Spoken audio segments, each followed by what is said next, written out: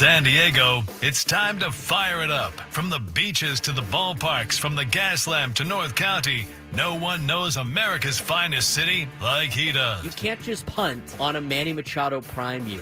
He's a fourth-generation San Diegan, born and raised in the heart of this community. Passionate, opinionated, and always bringing you the real talk on your teams, your city, and everything in between. Braden totally knows his stuff. He's ready for the next step. That guy is good. Live and local, it's the Braden Surprenant Show. But I think Braden's one of the up-and-coming young stars in the media game in San Diego. Now, here's your host, Braden Surprenant. What's up, San Diego? And a happy Wednesday to everybody out there in America's finest city. He's Frank Marchese. I'm Braden Surprenant. This is the Braden Surprenant Show, live and local each and every day from 10 to 2 on San Diego's number one sports station, 97.3 The Fan. Got a lot to talk about on today's show. We're going to talk about the Aztec basketball game that was last night. What a waste of a great shot to send the game to overtime. We'll talk about that later on. USD men's basketball beat Grambling State last night. We got other Padres news to dive into, but I really want to spend the first segment talking about a great man that has passed away today, and that is Randy Jones. Today, the Padres announced in a release, with deep sorrow and heavy hearts, the Padres mourn the passing of our beloved left-hander, Randy Jones. Randy was a cornerstone of our franchise, the Cy Young Award winner, Padres Hall of Famer, and tremendous community ambassador, was a giant in our lives and will be greatly missed.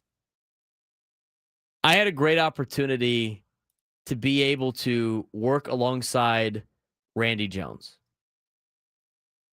at the beginning part of my broadcasting career, right out of college, when this company had the rights to Padres baseball. Randy Jones was a cornerstone of the pregame show. We had him on every single day as part of a segment that we would do on the pregame show, and that continued for a lot of years.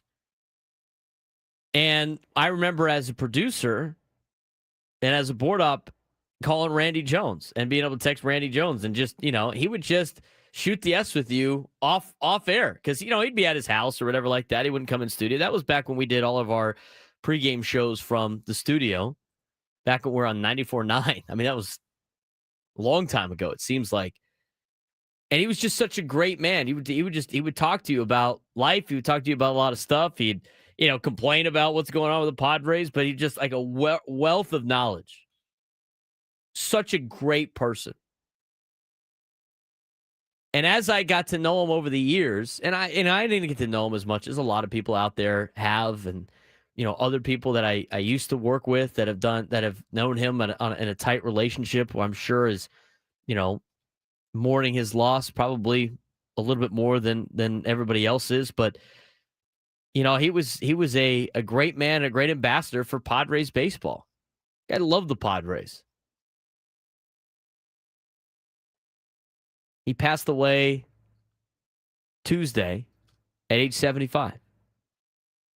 And when I think about it, as I went from a producer then to an opportunity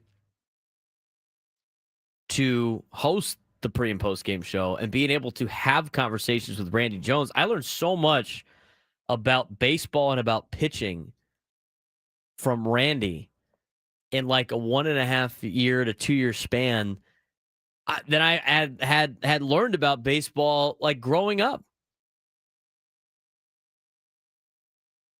And he wasn't only that. I mean, you'd hear him on the pre and post game show, right? I mean, I remember when he used to do the post game show back in the day. I remember him on the radio. He would do the post game show sometimes. It was great listening to Randy when I was a kid. I never got to watch him play. But what he meant to this organization, what he meant to the city of San Diego, to the community of San Diego, it's a tough loss today. And I know he was battling. I mean, the guy was battling for the last handful of years.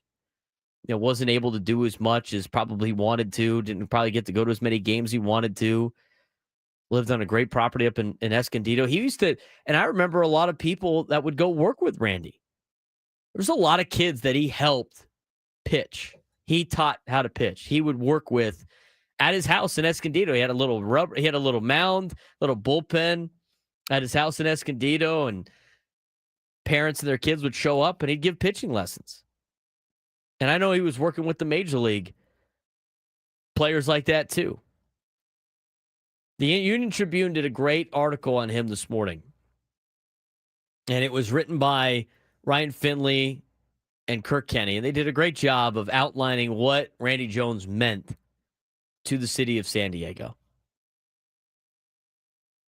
Early Padres pitching star who remained part of the organization and a fan favorite for decades.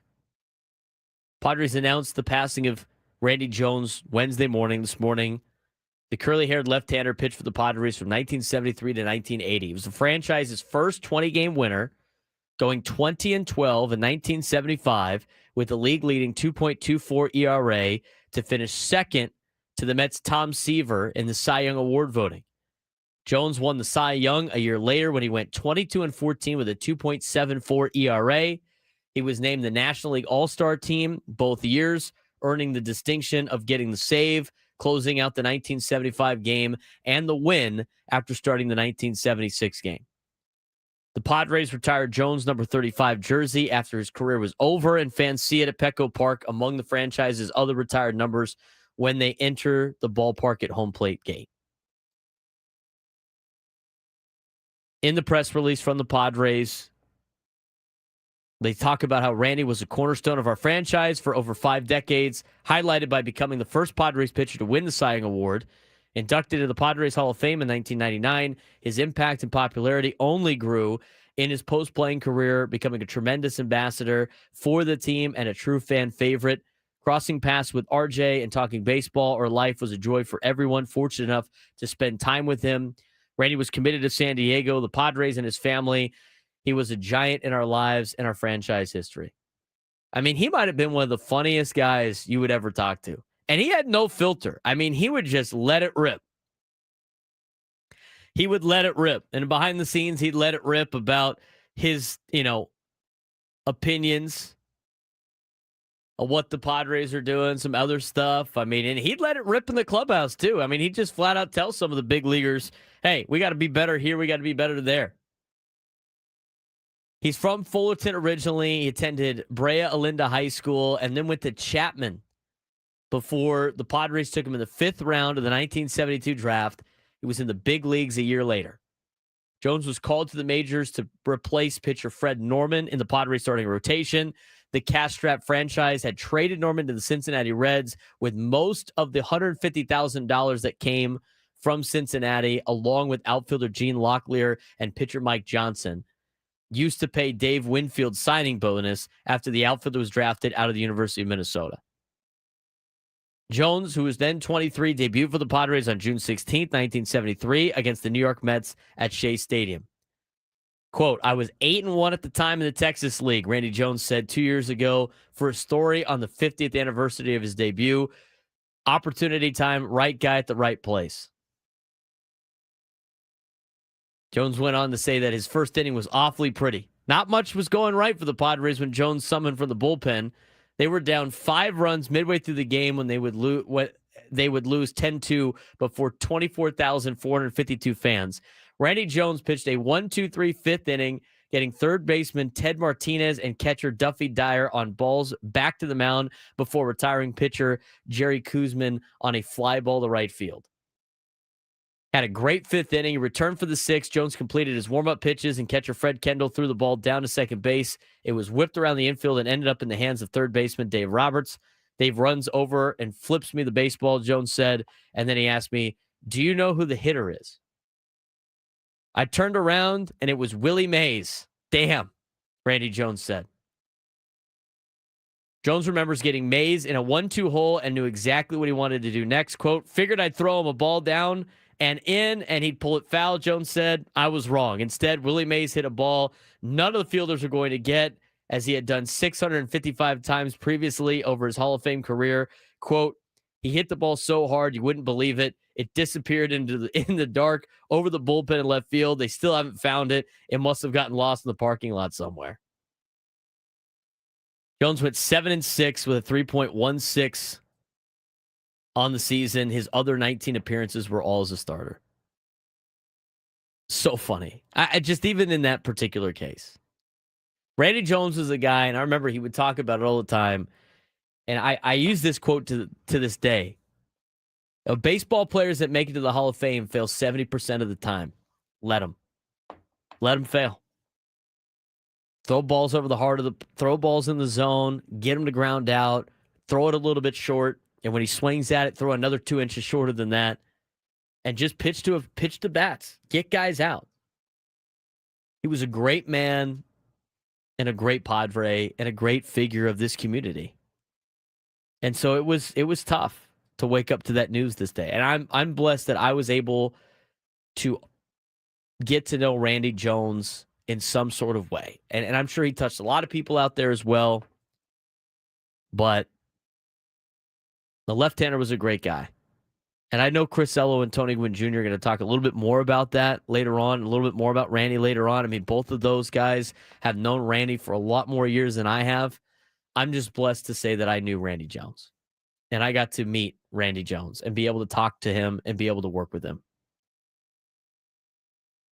833-288-0973, 833-288-0973. If you have any fun memories of Randy Jones, we'll take your calls on that all morning long, all afternoon long, and just do our tribute to Randy. But we do want to dive into Aztec basketball from last night. San Diego State, tough loss as they lose to Troy in double overtime. We're going to break that down.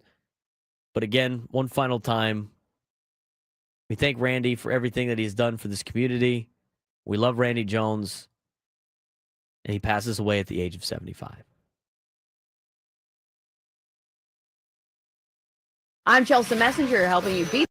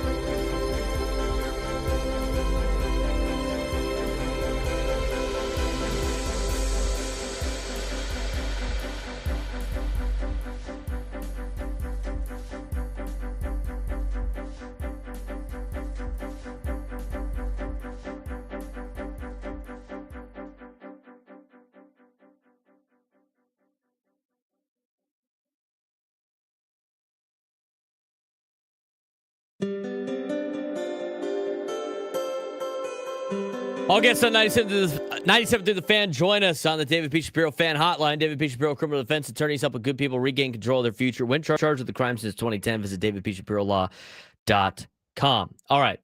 I want to talk about Aztec basketball now. I mean, I don't know. I watched the tail end of this game because I had USD men's basketball. USD men's basketball beat Grambling State last night. We'll talk more about college basketball in a little bit. Grambling State's head coach got ejected with 8:35 to go in the first half. It's something I've never seen that before. He was arguing that it was crazy. That game was crazy. And before I talk about the Aztecs, I'll talk about the USD game I was at last night. The head coach for Grambling State, was arguing that they were getting penalized for ticky-tack calls, and USD was bludgeoning their guys and not getting any fouls. Fair enough. He says got to call it both ways. But the problem was, Frank, he used foul language while he was doing it. Yeah, So we got teed. And then he said, bleep you bleeper. And it's like, see ya. The ref didn't even move. He was like this. Gone. And then he starts getting yelled, and they start screaming at him. He gets carried off the court. It looked like a cartoon. His coaching staff physically picked him up, and he's screaming and yelling like he's getting pulled off on a stretcher. Oh, and he gets carried off the court to the locker room, wherever he goes and hangs out for the next hour and a half. So then you go, okay, well, the associate head coach probably takes over. The associate head coach wasn't even there. They were down to their third level coach. Now coaching the game. He was unbelievable. So USD had 6 free throws to attempt. Last night in the USD game, 62 combined free throws for both teams. Jeez. San Diego was 31 of 32. That's amazing to me. That's where you win the game right there. 31 to 32. And the final score last night for USD over Grambling State, 78-68. They got him on the free throws. Outscored him 35-26 the first half, beat him 43-42 in the second half. I'll tell you what, Grambling's team and their kids battled right after their coach got tossed. I mean, they grinded out. They were down as many as 18 points and actually took the lead with 9 minutes to go in the second half. Valiant effort out of Grambling State. Now for USD, started off really good. Got to see Tyler Johnson out there dishing the rock around. He had 12 points in the first half. Lane was making good threes. I mean, they played really well. Middle chunk looked not very good, and then had to turn it on at the end. And that was San Diego beating Grambling last night, 78-68. All right, let's talk about the Aztecs. So I was at that game, and then I came home in time to watch the end of the Aztec game. And I don't know what the Aztecs were doing. But you get Magoon Guath back. Magoon's got 20 points on the night. He finishes with 20 points in 28 minutes. Guy looked legit. 5 for 5 from the field. And even hit 2 3-pointers. 8 for 12 for the free throw line. But the Aztecs shot 71% for the free throw line. And just missed a lot of open shots. But the other thing, and this is what I didn't understand. San Diego State, like down the stretch, got like super sloppy. I mean, that was the worst defense I've seen by a Steve Fisher, Brian Dutcher team. I mean, this is a team that prides himself on defense. And they had like Troy, who has they had the Campbell brothers light them up for 16 points and 9 points. They had 4 players at double figures from Troy, a team that lost to Cal State Northridge, and a team that lost to another team in Southern LMU. San Diego State needed a Miles Bird half-court shot to just send it to overtime, and they still couldn't put Troy away. I have that call ready to go, by the way, if you wanted to hear it. From TV? Yes. Late in the game. You got to play it, but here's the deal, Aztec fans. That shot is now not heralded for a great play at Viejas Arena. Now that shot's just a wasted shot. But here's what it was. If you missed it, Aztecs were down, and they were down 3 with like 3 seconds to go. 89-86 with 2.4 to go. 2.4 to go. Most of Viejas has already left the building. after an embarrassing loss to Troy. Because they were down, 12 with 3 minutes to go. The fact that he even got there was impressive. And I knew it was going to be bad because Troy jumped out to a 10-point lead early. And so they pulled in 3 with 2 point whatever seconds left, and this is what happened. Oh. 3-point game. In it goes to Bird. Bird for the tie to send it to overtime, and he got it! Oh! Miles Bird! Steve Quiss on the call. Mount West Network. Our friend Steve Quiss calls UCSD games and does the games on the KOSI. What a shot. It was a great shot. And you're like, now you got to go steal this thing. Played poorly the entire game against Troy. The entire game. Thomas Dowd had 19 rebounds against you. Anybody know who Thomas Dowd is? That sounds like a made-up name. Thomas Dowd. He had 25 points and 19 rebounds. Are you kidding me? Got a double-double last night, but like a massive one. 25 points and 19 rebounds to Thomas Dowd. We're talking about a team that lost to LMU by 10 and lost to Cal State Northridge by 10.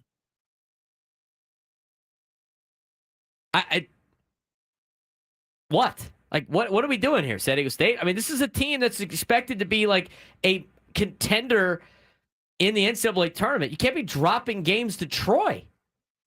You can't. And it's just, it was a frustrating product last night. Now you got Michigan. I mean, here's the thing. Like, John Rothstein put this out, and it's totally true. By losing to Troy, you now have to do some serious damage in the Players Era Festival, or whatever it's called, and you have to win multiple games over there if you want to be considered an at-large team in the NCAA tournament, because you know what their committee's going to look at? They're going to look at Troy. They're going to look at your loss at Troy. You're San Diego State. You're not going to get the benefit of the doubt. You got to play the Mountain West Conference, who has been lousy. Unfortunately, one of the better teams in the Mountain West, Boise State, already lost to Hawaii Pacific. They lost to a team that is in a strip mall. They lost to a team that is a college in a strip mall in Hawaii. The Mountain West Conference is not looking good. UNLV has lost multiple bye games already. They're not going to make up ground in the conference. This was a catastrophically bad loss for an Aztec team that is expected to be incredibly good this year. Now, based on what I saw Michigan do against TCU, and TCU is terrible at basketball. They are terrible. They are not good. Okay? They're just not very good. As somebody that watches a lot of TCU basketball, they're not very good. They were toe-to-toe with Michigan the other night. So the Aztecs can bounce back and beat Michigan in the Players Era Festival next week. But I mean, you're talking about a Troy team that beat Furman by 3 points, lost to LMU 74-63, lost to Northridge 94-85. You better hope that they go up into the Galen Center and beat up on USC. Otherwise, it's going to look bad. It's going to destroy your Ken Pom. Just an inexcusable loss if you're San Diego State. Just inexcusable. But they have an opportunity now with the Players Era Festival, whatever it's called. Is that what it's called? Players Era, I believe it's the Players Era Festival. Festival, tournaments. I mean, just don't make it a fire festival if you're San Diego State, and you should be okay. It was not the game that you expected San Diego State to play last night by any stretch of the imagination. There were a couple of times in overtime where the game just felt over, and I wasn't around, so I'm watching it on the ESPN Gamecast, and I'm seeing San Diego State up by 4, up by 5 with a minute and a half to go in overtime, miss 3 ball by whoever. It's like, what are we doing? Just try to drive the lane, try to get a foul, try to get points any way you can, and not just jacking threes, because that's how they ended up catching up. Missed threes, missed deep shots, and Troy capitalized on it. San Diego State puts themselves into a jam when they play with their food. And they play with their food a lot. And they've done that for a long period of time. And the thing is, it's like, that's just kind of the style of San Diego State basketball. That's why it's not that surprising that they lose a game like that to Troy. Now, here's the good news, though. is they have a great opportunity in front of them next week against Michigan and Oregon and probably one more Power 4 school where they can play up to the level of their competition.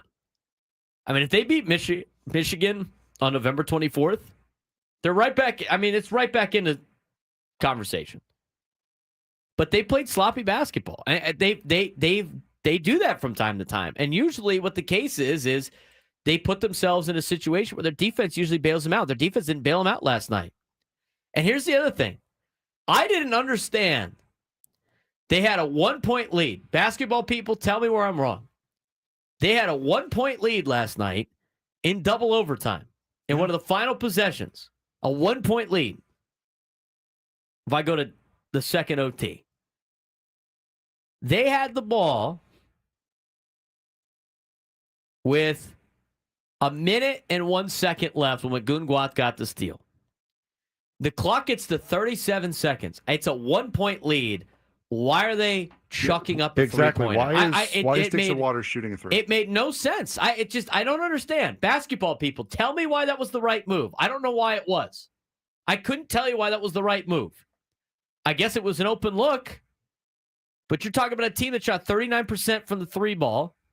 Okay. Dixon Waters was 1 for 5 from 3. To me, that strikes me as I got to be the guy. Let me go be the guy right now and put us up by 4 instead of driving in the lane, trying to draw a foul and get to the free throw line.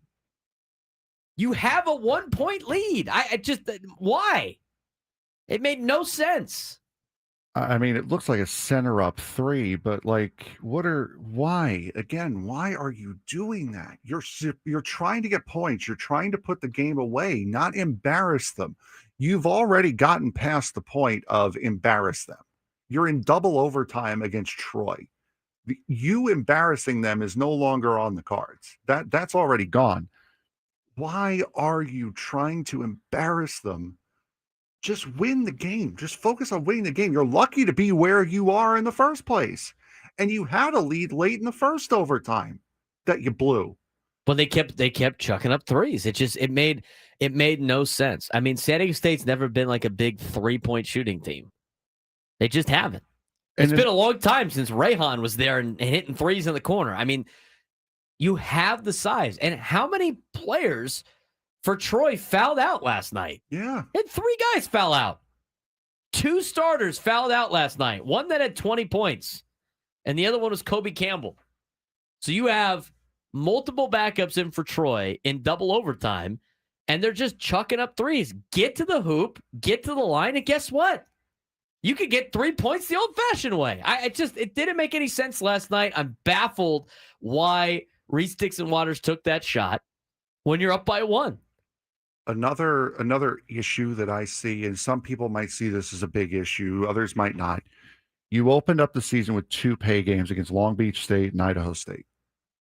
Then you take 9 days off before playing a team in the Sun Belt. Now, granted, you should be able to beat a team in the Sun Belt on your own floor, but 9 days off when playing 2 pay games, that's a long layoff to have, especially, and to have that kind of competition come up next after that layoff. That's on the scheduling as well, and that's on San Diego State with the pay games. I don't know if that has to do with the fact that they had to do with the Players Festival and stuff like that, and it's hard for San Diego State to schedule games. But shooting 71% for the free throw line is not great. No, it's not great. It's not good. That is failing basketball. It's failing basketball. I mean, last night, USD almost made every single one of their free throws, which is shocking to me because they hardly ever do that. But I don't care what team you are. If you cannot make your free throws, you're not going to win in March. You know, I say that sometimes the USD broadcast think they're going to make like the CBI or the NIT. San Diego State, you got to be thinking about Mountain West tournament time and NCAA tournament time. You have to make free throws. You have to. And they were bad at that. They weren't very good on defense. They couldn't really get anything going offensively, and the 3-point game was ridiculous. And as we've seen with college football, it's an early season loss. You can recover from an early season loss. You just can't make games like this a habit where games you should be blowing out, you're scratching away, having to force an overtime with a prayer of a shot.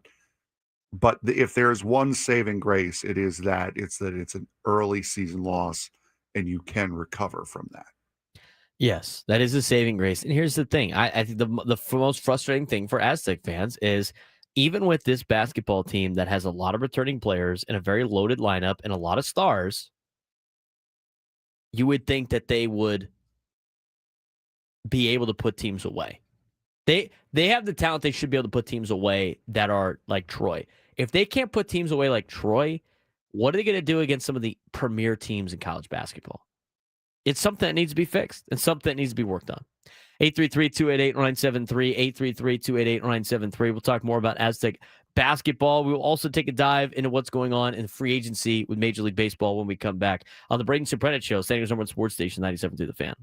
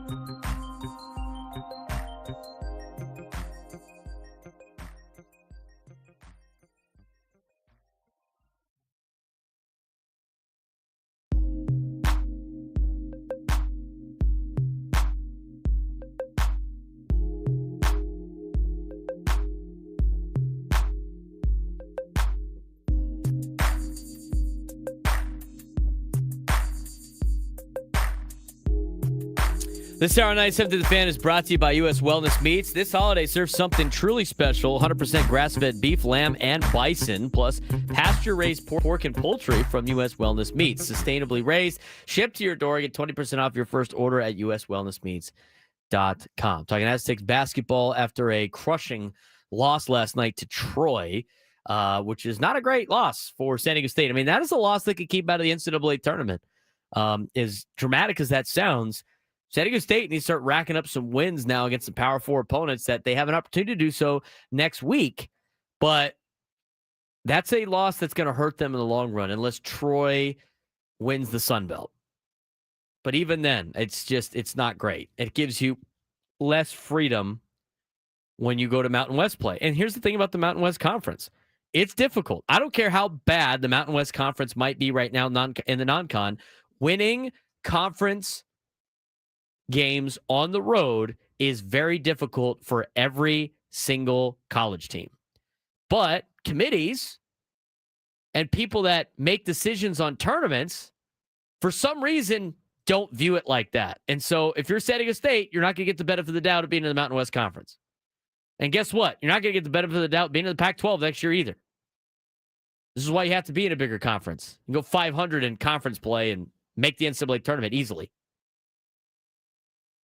833-288-973, 833-288-973. Let's get out to Kevin in Chula Vista. Kevin, what's going on?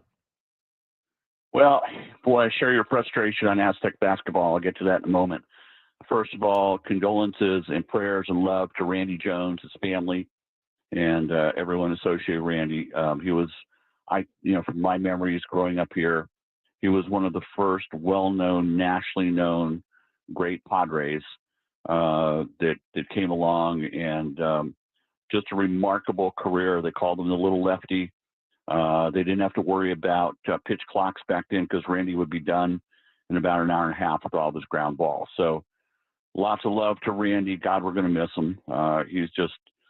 He was just a great human being and a great Padre, and just sad news, but not unexpected. So going back over to Aztec basketball real quick, Brian Dutcher admits and has admitted in the past that he doesn't put much structure into his basketball strategy. He lets the kids go out and play. We call it playground basketball from, I've grown up here and played a lot of basketball in my time. That's what you saw last night. There was no strategic reason why, as you guys pointed out, when you have a decided height advantage and you don't take advantage of that, I don't care if it's 2-point buckets. I'd take 10 2-point buckets as opposed to 4 or 5 3-point misses, which this is what we were seeing all night. The defense was sloppy. You're telling me that you can't guard these little boys that were on the other side, and the redheaded kids, I can't remember their name, the twin brothers, whatever they were. My God, they made Aztec deep enders look like they're in junior high playing. So what the Aztecs have to do, and I don't understand why Brian doesn't do this, is get some damn structure especially the beginning of the season when you've got a lot of new faces, you've got, trying to figure out who's going to be able to fit into this system, who's going to be able to be counted on to produce. Great point about Reese Waters at the end. I don't know what in the world that man was thinking. And why, I don't even understand why he's in the starting lineup or even in the lineup. He should have to earn his way back. He looks very rusty, and I think that hurt him last night. I don't mean to blame him, put all the blame on him, but just as a point of fact as to how screwed up this game was. This is on the coaches as well as the players, and they have this idea of entitlement at San Diego State basketball, and then they get themselves in these mucky situations that should never happen, as last night did. And Brian's got to get a hold of himself on this. This is his one blind spot that he has, and he's inherited this from Steve Fisher. They all came up with this attitude. We're just going to let the guys go out and show off their playground talent. That'll work a lot of times, but when you get to critical situations, when you're not having a great night with the playground play, you damn well better have a backup plan, and they had nothing last night. Hey, you know what, Kevin? There's a lot of things about that you're right. I mean, Aztec basketball, but Aztec basketball's been like that forever. They do play good defense.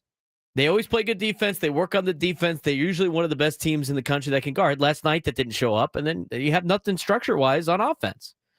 And you're right, but that's what Aztec basketball has been. Now, maybe that's what they have to do in order to get better players. Maybe that's what they have to do in order to, compete at a higher level, than be another team.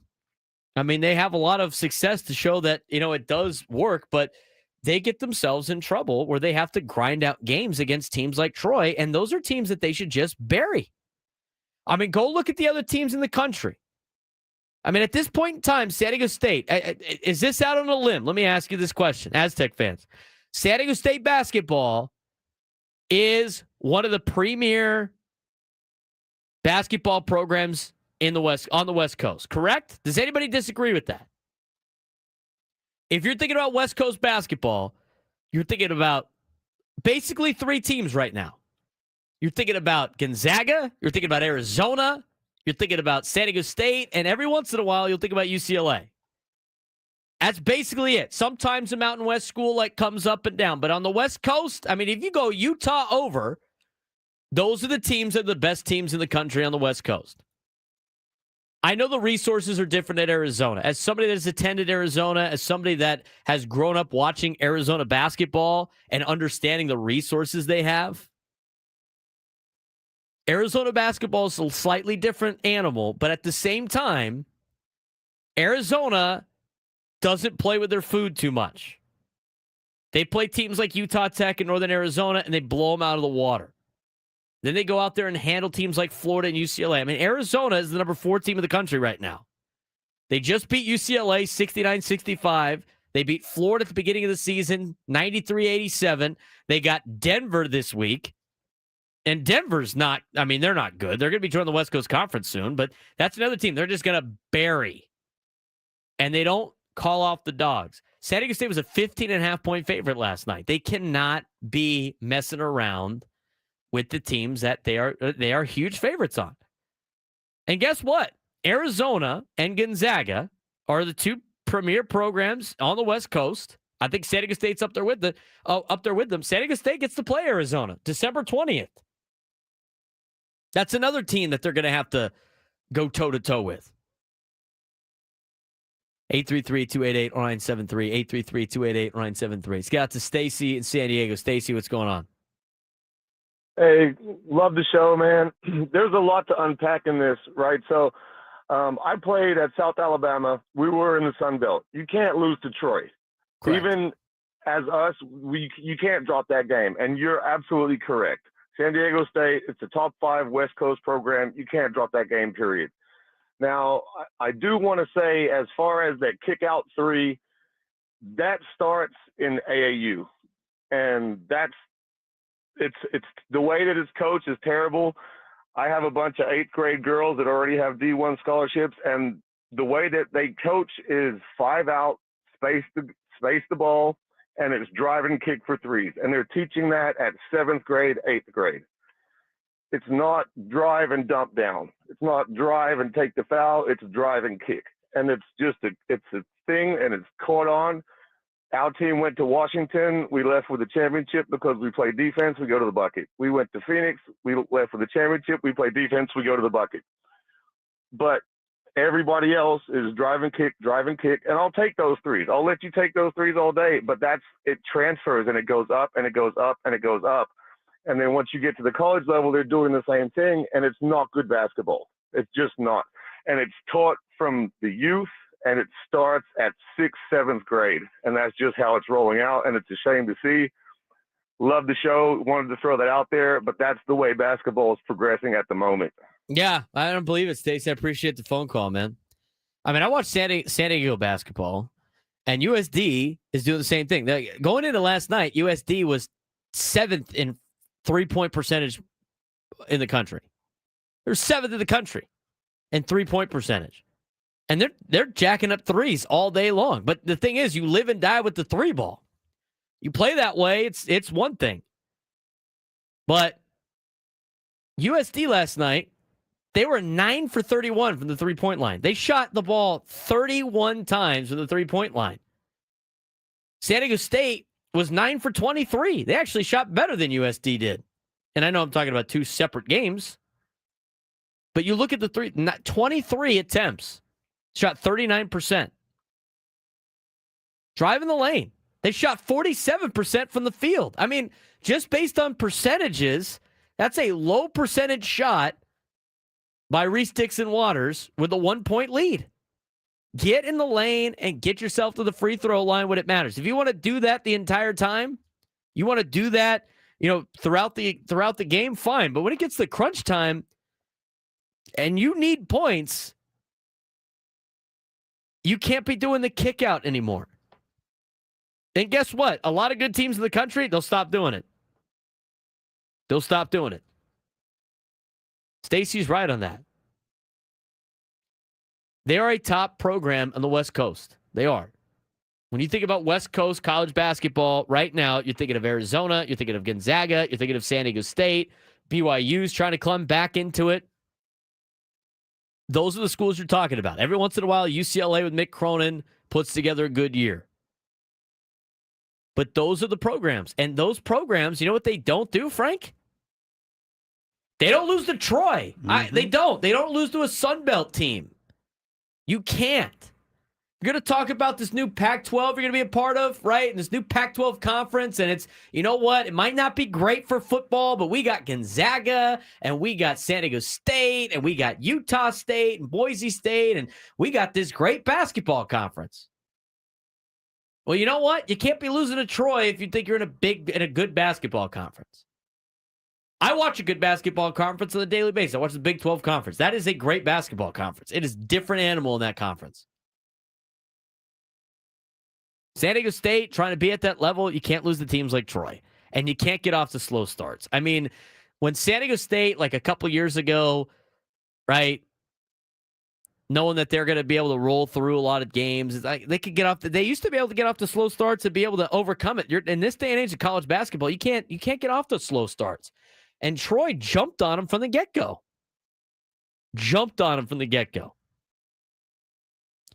Troy jumped out to a 10-point lead in the first 5 minutes of the game. I mean, they went on an 11-2 run to get the game started. You can't have that if you're San Diego State. And when you're a team built on playing defense and not really running any type of offense at all, you can't get off to rough starts because it's going to be a hard hill to climb all the way up. And they almost got out of it, and then they went right back to what they were doing at the beginning part of the game. Started playing with their food. It's an inexcusable loss last night for San Diego State basketball. And it's disappointing because they're so much better than that, right? They got a good roster. They got a talented roster. They got a good coaching staff with Brian Dutcher, Dave Velasquez. But you can't have that happen. The only saving grace right now for San Diego State basketball is the fact that they're about to go to a tournament where they're going to play a lot of good teams that are going to be battling for tournament play. You're going to take on the 7th-ranked Michigan Wolverines. You're going to play Oregon. And based on how everything seeds out, you're going to be playing another good team in the Power 4. And then you got Arizona on December 20th. So you have a little bit of time to make up ground, but you can't let this roll into a couple of losses. If this is your only loss going into conference play, you flushed it. But if you drop another one, and you might split. Like if they split between Michigan and Oregon, you'll take that. But it's just an unfortunate loss. And everybody that was complaining about San Diego State, myself included, not being ranked to start the season, the AP poll is right. They're like, yeah, this is why we don't rank San Diego State. They couldn't beat Troy. It's a bad loss. It's a bad loss. It's enough of the beating a dead horse. We all know how bad of a loss that was, so we're gonna move on. But if you want to call in about the Aztecs, 833-288-0973, 833-288-0973. We are going to dive into the 11 o'clock hour, which is going to be focused on Padres and Major League Baseball and looking at options for the Padres in free agency and how the Padres could build out a rotation. A lot of latest rumors from free agency, a lot of latest rumors on what's going on in the trade market, and we're going to have it all for you in the 11 o'clock hour. I do want to mention, again, if you're just tuning in, Randy Jones passed away last night at the age of 75. We did a tribute to him to get the show started. And again, just an incredible man. An incredible man. If you want to call in and tell a Randy Jones story, open phone lines for that as well. 833-288-0973, 833-288-0973. Lost a good man today in Randy Jones. Yeah, and I never really had the opportunity to have a one-on-one interaction being here for the games and when covering here in the studio for Ben and Woods when they would go to spring training or go to fantasy camp. I can definitely see how a lot of people in this organization, this family, feel like they've lost like a father or a grandfather today. I would expect a 35 or a RJ patch on the jerseys this year, a properly big loss for the Padres. Yeah, huge loss for the Padres. A great man, and our thoughts and feelings and prayers are all with the Jones family today. What a wonderful man that Randy Jones was.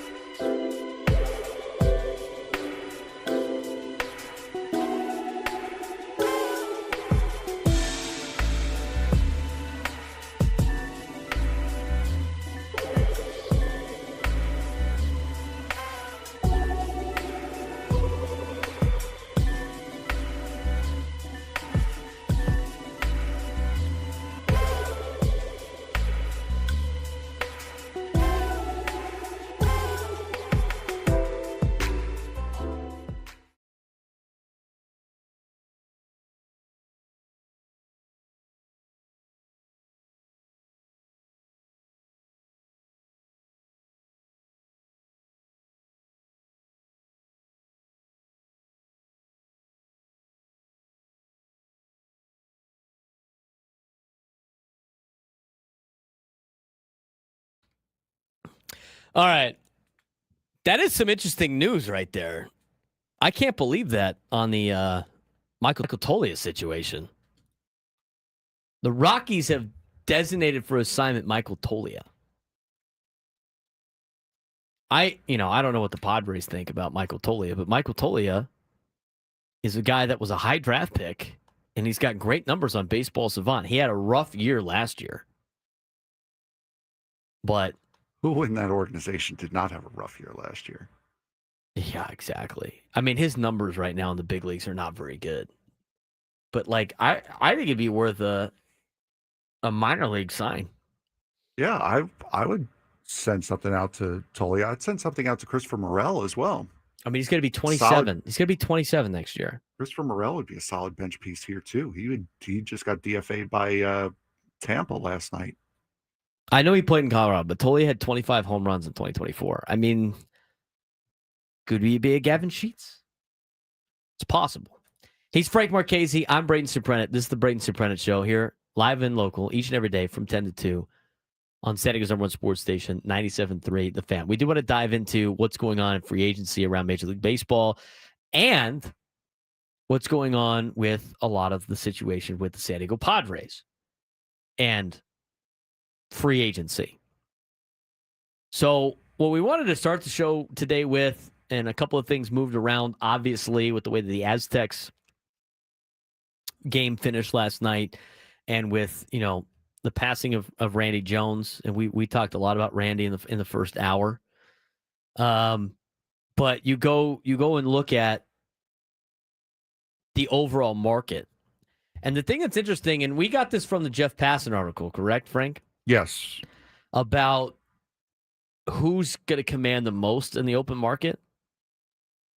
I find it funny that Major League Baseball, I mean, the Dylan Cease situation is interesting to me because the Dylan Cease information or a situation is a situation in which a lot of Padres fans don't really want him back unless it's cheap, right? Mm-hmm. I think that's pretty fair to say. Based on what Jeff Passan has been reporting, it sounds like Dylan Cease might get the most money out of any starter on the open market. This offseason free agent pitching market headlined by three frontline starters: Framber Valdez, Dylan Cease, and Japan's Tetsuya Imai. Imai. Each is expected to land major contracts as numerous teams aggressively seek rotation upgrades. High-budget contenders such as the Mets, Cubs, Red Sox, Orioles, and Blue Jays are all shopping at the top of the market, while the Angels, Astros, A's, Giants, and others are also lurking. With so much demand and limited supply, all three pitchers are projected to command huge paydays, possibly exceeding $150 million. Framber Valdez is the most reliable and consistent option. Over the past 4 years, he ranks second in Major League Baseball in innings pitched and owns the league's highest ground ball rate at 60%. Few pitchers allow fewer home runs. Valdez relies heavily on a sinker curveball changeup mix and is known for efficiency rather than strikeouts. He has also proven himself on the biggest stage, twice outdueling Zach Wheeler in the 2022 World Series. His profile makes him especially attractive to teams with strong infield defense and smaller ballparks. Dylan Cease, on the other side, is a prototype of a modern power pitcher, owns one of MLB's best strikeout rates, and pairs a big fastball with a dominant slider. However, Cease does struggle with walks and has posted ERAs over 4.5 in 2 of the past 3 seasons. Even so, his upside, highlighted by a 2.20 ERA in 2022, makes him appealing to teams betting they can unlock more consistency. Like Zach Wheeler before him, Cease's elite raw stuff could land him a 9-figure deal from a team confident in its pitching development system. The last one is Tetsuya Imai, the top NPB starting pitcher available, may end up with the biggest contract of the trio due to his age and huge upside. Posted 1.92 ERA and excellent strikeout to walk numbers in 2025 for the Cebu Lions. Although his 5'11 frame is smaller, he throws up to 99 miles an hour and has a deep arsenal, though he relied heavily on his fastball slider combo in Japan. Opinions on him may vary widely across MLB, but the teams that like him really like him, especially those worry of falling further behind the Dodgers, who have thrived in Japanese talent market. His posting window will open Wednesday and close January 2nd. Because of market pressure and heavy demand, all three pitchers, Valdez, Cease, and Amai, could exceed expectations and surpass the $150 million threshold. This trend extends to other top Japanese stars as well, with teams willing to pay more rather than miss out. Now, you look at these players with the pitching. And the thing is, it sounds like Dylan Cease is going to get a high mark. He's going to get a lot of money and probably be one of the highest paid guys on the market. So if Dylan Cease is one of the highest paid guys in the market, that kind of puts into perspective what you have to pay for a pitcher that is going to be a lights out guy. I mean, Dylan Cease is going to be one of those pitchers that gets signed to be a number 1 or number 2 in somebody's rotation. Padres fans probably don't want Dylan Cease back for a number 1 or number 2 in the rotation. I think that's fair to say, Frank. I agree. So now you're thinking about like how much money it's going to cost to get said pitchers. This is why a lot of fans have said we need to develop our own pitching talent. But this is another reason why you can't bring back Luis Arraez when it comes to money, because you need as much money as possible to try to find solutions to your starting rotation. And it might be some bargain basement type arms. I mean, you have to go get creative. Now, in terms of free agent, I would be shocked if the Padres signed any starting pitcher in free agency. I would be shocked. I think the players that the Padres could get in free agency that are pitchers are guys that are in the middle, that aren't going to cost way too much, but they're still going to cost a little bit more. And you got to take chances on some players. I think you might have to be in a situation where you're taking chances on guys that might be bullpen arms that you need to turn into a starter. There is a part of this conversation in Jeff Passan's article that he wrote yesterday as a preview for free agency that talks about starter or reliever. Much like Clay Holmes last year and Seth Lugo and Michael King. By the way, 2 of those guys were Padres when they moved to the starting role. Brad Keller is seen as by some teams as the perfect starter to reliever back to starter conversation or conversion. Keller, who's 30 years old, was one of the best relievers in baseball this past season, with his velocity jumping 3.5 miles an hour and his slider turning to one of the game's finest as he moved from the rotation to the bullpen. Worst case scenario, like Jordan Hicks, Keller fails at starting but returns to relieving, or perhaps he becomes a Nick Martinez or Mike Soroka, 2 more free agents this winter whose ability to swing between roles has become one of their hallmarks. The same could be said for Anthony Kay and Foster Griffin, a pair of left-handers returning from Japan, or right-hander John Duplantier, who finally found control and success. None of them is set up to do it well as Keller. One good reason in the bullpen, and he's going to get a 3-year. One good season in the bullpen, he's going to get a 3-year deal. Whether it's to start or relieve is up to the people paying. I think Brad Keller is very interesting for the San Diego Padres. To me, that's another spot that they'd have to go after. You have to go get somebody that's affordable. I don't know how much money the Padres have to spend, but I'm going to tell you right now, if they're going to try to stay around what they spent last year, it's going to be via trade and it's going to be creativity. They already have $201 million, according to Fangraphs, into their payroll. Their payroll last year was $211 million. I don't know how much they're willing to spend around there. They keep saying around this number. Well, let's just say it's $30 million. That doesn't give you a lot of wiggle room to add to major holes that the Padres have. So you have to start thinking creatively. You have to start thinking about, do I go get a Brad Keller to be a starting pitcher? Do I try to get somebody like Nick Martinez, even though he's up there in age? Am I taking a chance on a Chris Paddock type player? These are all questions that need to be answered. I don't necessarily think Chris Paddock, but I think Chris Paddock is the perfect type of name that you can understand of a guy that you have to take a big chance on. According to Fangraphs, Brad Keller is expected to sign a 2-year, $12 million deal at $6 million a year. That is the type of player that you can probably add to the Padres rotation. It's a risk. You have to take a risk, but that is where you're at. Again, what Dylan Cease is demanding, or should I say what he should be getting, and what Ranger Suarez and Framber Valdez are going to try to get by denying qualifying offers, you're expecting them to get paid a lot of money. The Padres don't have the resources to do that. They don't have the money. Let's just say they have $30 million to spend. Maybe they have a little bit more. You can't put $25 million of that into one pitcher. That doesn't fix all of your problems. You still need a couple more pitchers. Probably could use a little bit more bullpen help. And you need a power bat. And power bats aren't going for less than $5 million a year. They're just not. So you have to find ways to get creative. That's why, players like Mike Soroka might be in play. That's why players like Brad Keller might be in play. That's why players like in the middle of this part of the free agent group of starting pitchers, you might take a chance. You might need to take a chance on an older player like Jose Quintana.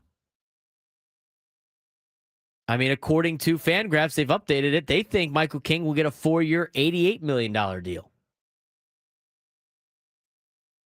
But the thing is, and some people in the chat are saying like, oh, Keller worries me for how far he fell off again. All these guys should worry you. All of these pitchers should worry you. I mean, maybe you could get Dustin May for cheap, but again, he's going to worry some people. People like Zach Gallen. Zach Gallen's going to get maybe $22 million a year. If you have the money for Zach Gallen, you probably have the money for Michael King, so why don't you just bring Michael King back? Dustin May's got electric stuff. Maybe Ruben Niebla can fix him. I mean, these are the type of names that you have to think about when you're looking for starting pitching. Maybe you'll get a Jose Quintana for 1 year, $7 million. I mean, again, it's not great. How do you build this rotation? We'll talk about that when we come back. There might be some solutions besides just signing free agents. And you know what? Trades might be more in the Padres connection. But what are you going to trade? We'll discuss this next on the Braden Surprenant Show. San Diego Sports Station 97 through the Fan.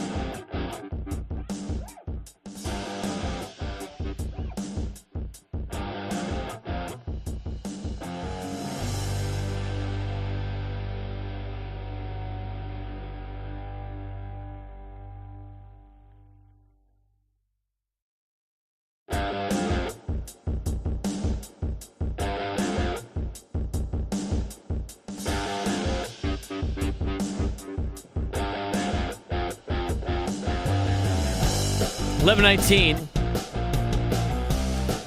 There is a deal that's been put up by Andrew Marchand on like the TV stuff. I'm going to wait for the Padres on that one.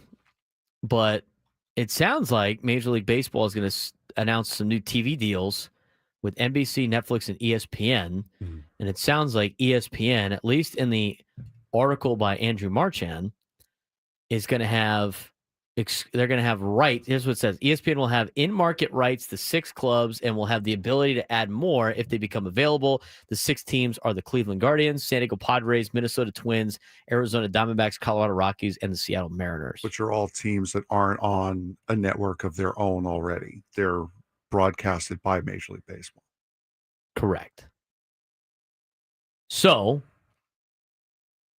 that's interesting. And I don't know what a lot of this stuff is in terms of because it's super vague on the details the details in the article. I know anything that involves the Padres usually put something out, so I'm going to kind of wait. Awful Announcing had the other day that ESPN has purchased the rights to MLB.TV. I saw that too. So again, it's a question of, at this point, how are you watching the game? Is it going to be, do you have to do what the MLS just stopped with Apple TV Plus, which is the purchasing Apple TV Plus and purchasing an extra package? Or do you just have it? Like we were talking to Adam about it during the break. I can watch the Islanders on ESPN Plus. They have so many, they put almost every NHL game on ESPN Plus, both broadcasts. You don't have to pay anything extra for it. But you can't watch the Ducks. I can't watch the Ducks because it's a local blackout. Right, because they have their own thing. Right. So are you going to be able to watch the Padres here? Or is it going to be blacked out? Or are you going to have to pay like an MLB TV Plus subscription for it? There's a lot of questions that need to be answered. That this deal is just getting broken now, so I'm sure here's the key points on this. And again, I don't know how you're going to be able to. I don't know how the Padres are going to tell you how to watch the product, and I don't know what the deal is. I don't know the money value. We just don't know. All we know is that ESPN now has the rights to the Padres, is what this article is saying. So, and again, I don't know. So I'm not going to speculate on what the deal is going to be. I'm sure the Padres have already hashed that out and are putting that together, and they will tell you when they have details on this, or that they want to release details about how to watch their games. Major League Baseball is finalizing a new national TV and streaming deal with NBC and Peacock, Netflix, and ESPN after ESPN opted out of the final 3 years of its previous contract. So NBC and Peacock, Netflix, and ESPN are going to share national MLB broadcast rights starting next season. So national games will be on NBC and Peacock, Netflix, and ESPN. ESPN's opt-out triggered a full restructuring of MLB's media packages. Total value, Major League Baseball received $750 million per season compared to the previous $1.65 billion that ESPN alone would have paid those 3 years. What each platform gets. NBC and Peacock is now the new home of Sunday Night Baseball and the first round of the MLB playoffs. So NBC, Frank, bought what ESPN had. Yes. ESPN had Sunday Night Baseball, and they had the first round of the MLB playoffs. That is now owned by NBC. They will air games on NBC unless there are conflicts with the NFL and NBA. If so, games are moved to Peacock. That's unfortunate. Peacock regains the Sunday morning package that previously was on Roku. So Peacock will have the Sunday morning. So you're going to have that early Sunday morning game. So Sunday is moving to Peacock, basically. Correct. Sunday baseball is on Peacock. They will have the morning game that day. That's super early. And then they will have the Sunday Night Baseball package. And if it doesn't conflict with the NFL. So that means for September baseball, if they do Sunday Night Baseball in September, those 4 games are going to be on Peacock because they're going to be conflicting with the NFL. And there's not going to be any conflicts with the NBA. No. And you know what? No. End of the season. Yeah. What is NBC's contract with the NBA? Do they have the playoffs? I would. Have there might be the first couple. Something. There might be the first couple of MLB games on Sunday Night Baseball might be on Peacock only too. Mm-hmm. Who knows? I don't know. They'll have the details on this, but this is what the article is saying. Netflix, first ever exclusive MLB package for the streamer. Opening day marquee game starts with Yankees Giants in 2026. Netflix will have the opening day marquee game, like that opening night game. Yes. They will have the home run derby, and they will have the Field of Dreams game. And they're paying $50 million for that. Okay. So in order to watch the home run derby, you got to watch it on Netflix. I don't know anyone who's watching the home run derby this day, but we're barely watching on ESPN. The fact that I'm gonna have to log into Netflix to watch it is gonna make me like not really watch it. New deal for ESPN equals the old financial commitment, $1.65 billion over 3 years. They get all out of market games, the equivalent of current MLB.TV. In-market rights to 6 teams, including the Padres, and 30 exclusive weeknight games. ESPN Radio remains home of Sunday Night Baseball, the playoffs, and the World Series. ESPN will now control and sell MLB.TV, priced similarly at $150 a year, with the MLB app still functioning during at least the first year. So that sounds like you're going to have to pay a package if you want to watch it on the ESPN app. For out of market games. Yeah. I honestly, I feel like this is going to be the same deal that the Padres had with MLB. It's just going to be on ESPN. I just don't know if there's a cable deal for ESPN, right? So, right. Based on that, if you just watch the Padres on stream, it sounds like everything might be the same. I don't know. Again, this is just an article that was put out. There was no details specifically about the Padres. We will get that from the Padres. But it seems like instead of you going to the MLB app, you just go to ESPN. And that's for the out-of-market stuff. I wonder if, because they're taking over the broadcasting for local, I wonder if you're going to have to pay that $20 a month to watch the Padres on the app like you had to last year. If you don't have cable, you probably do. I don't know if it's going to be on cable or not. That's probably what that situation's going to be. I doubt it's ESPN's involved. I mean, you're going to have to pay something. It's not like Victory Plus where you get to watch Ducks games for free. MLB strategy. MLB is following the NFL's model. MLB, multiple partners to broaden reach. Adding Netflix puts MLB into the world's biggest streaming ecosystem. Relinquishing MLB.TV to ESPN is the most dramatic shift. MLB had held that asset tightly for decades. It's a very expensive deal. Fans will now need multiple services for most complete MLB coverage. MLB.TV experience likely remains similar, but is now under ESPN control. Sunday Night Baseball moves from ESPN to NBC. Huge strategically. I mean, now Sunday Night Baseball is on broadcast, though. If it's on NBC, it's on broadcast, which is good. It's a bigger audience. Playoffs are now diversified. ESPN's got all the rights to radio. NBC's got the first round. Other rounds will still be with Turner and Fox. They're unaffected. The most important change is ESPN gains in-market TV rights to 6 teams, including the Padres. But then again, it's like, I don't know what they're going to do. And it doesn't sound like there's any answers on there. And so a lot of the ideas are, the Padres could be part of the new app that ESPN has. They could bundle Padre games inside the app. They can sell a team specific. They can integrate it into the new MLB.TV.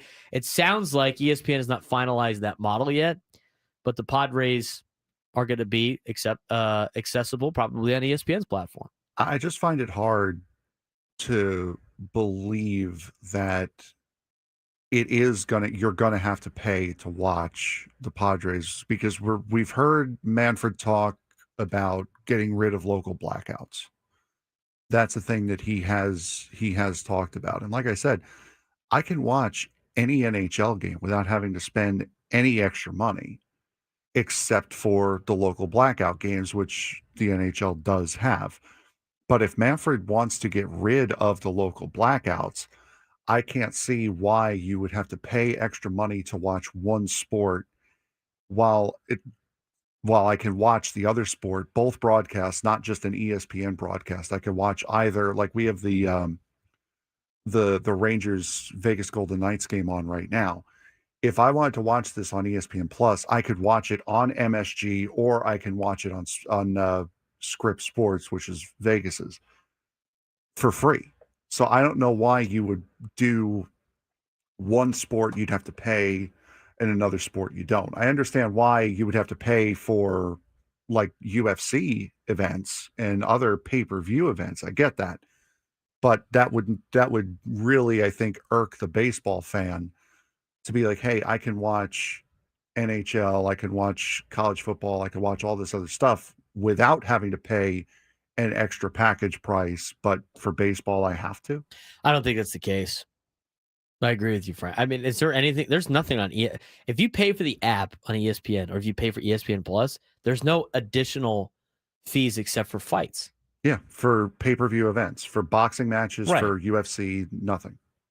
I get Red Zone through DirecTV Sports Package, so I don't know how the Red Zone thing works on ESPN because they control the rights of that now too, don't they? Yes, I'm assuming you would have to pay. We don't have cable, so I would need. So I can't watch live ESPN on the ESPN app because I don't have cable. I don't have a cable login. And you don't pay for the direct to consumer. No, I have to read every broadcast that I do. I pay it. I pay through the Disney Plus, Hulu, ESPN bundle. That's how I have it. As J-Dub said in the chat, as Jake Waters says, ESPN Plus allows you to listen to me on USD calls. That's fact. Yes, it does. Yes, it does. It absolutely does. I think those are all the same kind of deal. So you're just going to have to wait. But all you do know, this is all we know about the new TV deal, is Padres are one of 6 teams that now have their broadcast rights owned by ESPN instead of MLB whatever. So it'll look a little different. They'll probably have the little ESPN mic flags. They'll have an ESPN box. They'll have all the ESPN stuff. I don't know if that affects the broadcast. I mean, all the broadcasters work for the Padres. Those are Padres get to pick that, so that's not going to change. Yeah, so Orsillo will still be with the organization. Everything will be the same. It's just like where you get it might be slightly different. But it sounds like if you're an out-of-market fan, it's going to be super easy. It's just it's ESPN now instead of MLB.TV. Mm-hmm. But the in-market, I don't know. I don't know what the situation is. It sounds like they're still working out the details about that. The good news is the Padres have a TV contract of some kind, it seems like. I don't know how much money they get out of the deal. They obviously got to split it, but Major League Baseball signs a big TV rights contracts with a bunch of different entities. And hopefully that's a lot more money coming to the Padres' pockets, but I don't know the details on that either. And again, once the Padres announce it, it'll make a lot more sense. Yeah, and if you'll notice on DirecTV, which we have here in studio, they've added a bunch of ESPN Plus channels just to straight DirecTV. There's like 10 new ESPN Plus channels on here. I saw that. I think they added that. They might have added that on Monday because I don't remember it before that. I saw that at a bar the other day, and I thought it was just the bar. No, I thought the bar, because like when you go to a bar, they have DirecTV's commercial deal, and they have Peacock, and they have Amazon and Peacock, and they have all of those channels built in through DirecTV. Yes. So all the bars can access all of these like all the streaming things. So they don't have to like buy a Fire Stick and try to, flip TVs. I mean, and so I thought they had access at DirecTV. I thought they had one of their corporate ones or their, the ones that are restaurants. I thought they just had access to all the ESPN Plus ones. And I'm like, oh, that's kind of cool. Unless we have a similar deal like that. We don't have that deal. Yeah. So like I said, I don't have cable. I don't have Spectrum. I don't have DirecTV. I don't have any of that. We only pay for internet. So that might be a hint because I just saw there's 7 new ESPN Plus channels on DirecTV. So maybe during the off season they'll play whatever, but maybe during the baseball season that's where they'll be playing the games. I think that's highly possible. I mean, I don't know why you would like limit your market. Juan Ruiz is saying that Cox also has ESPN Plus on their cable now too.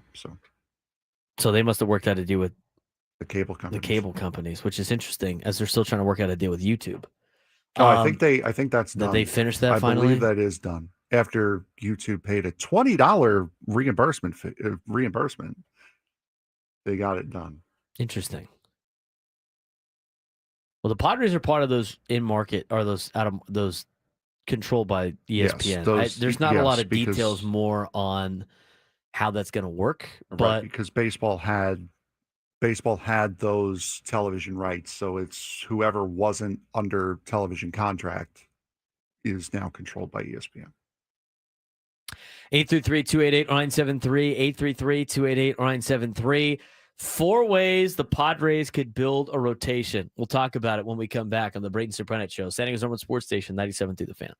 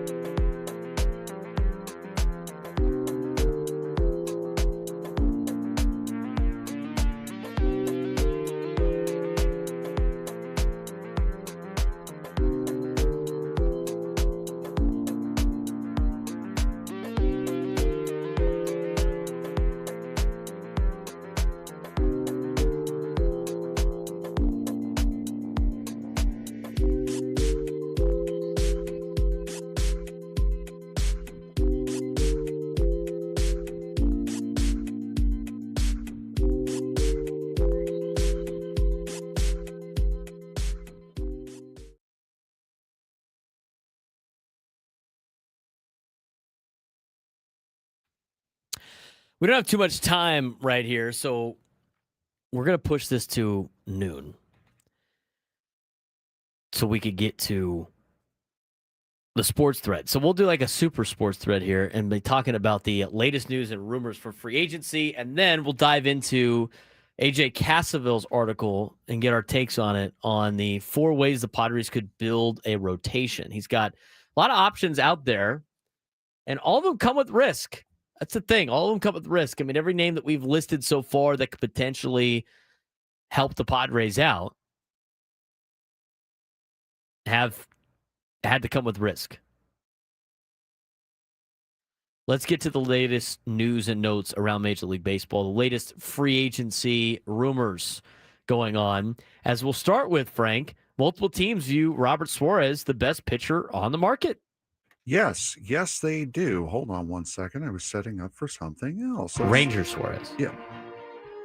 Oh, is it Ranger? Oh, whoops, my bad. That's a massive difference between Ranger and Robert Suarez. That is a huge difference. So that's a thing. Where the heck is it? Where is it? There, found it. Yep, there we go.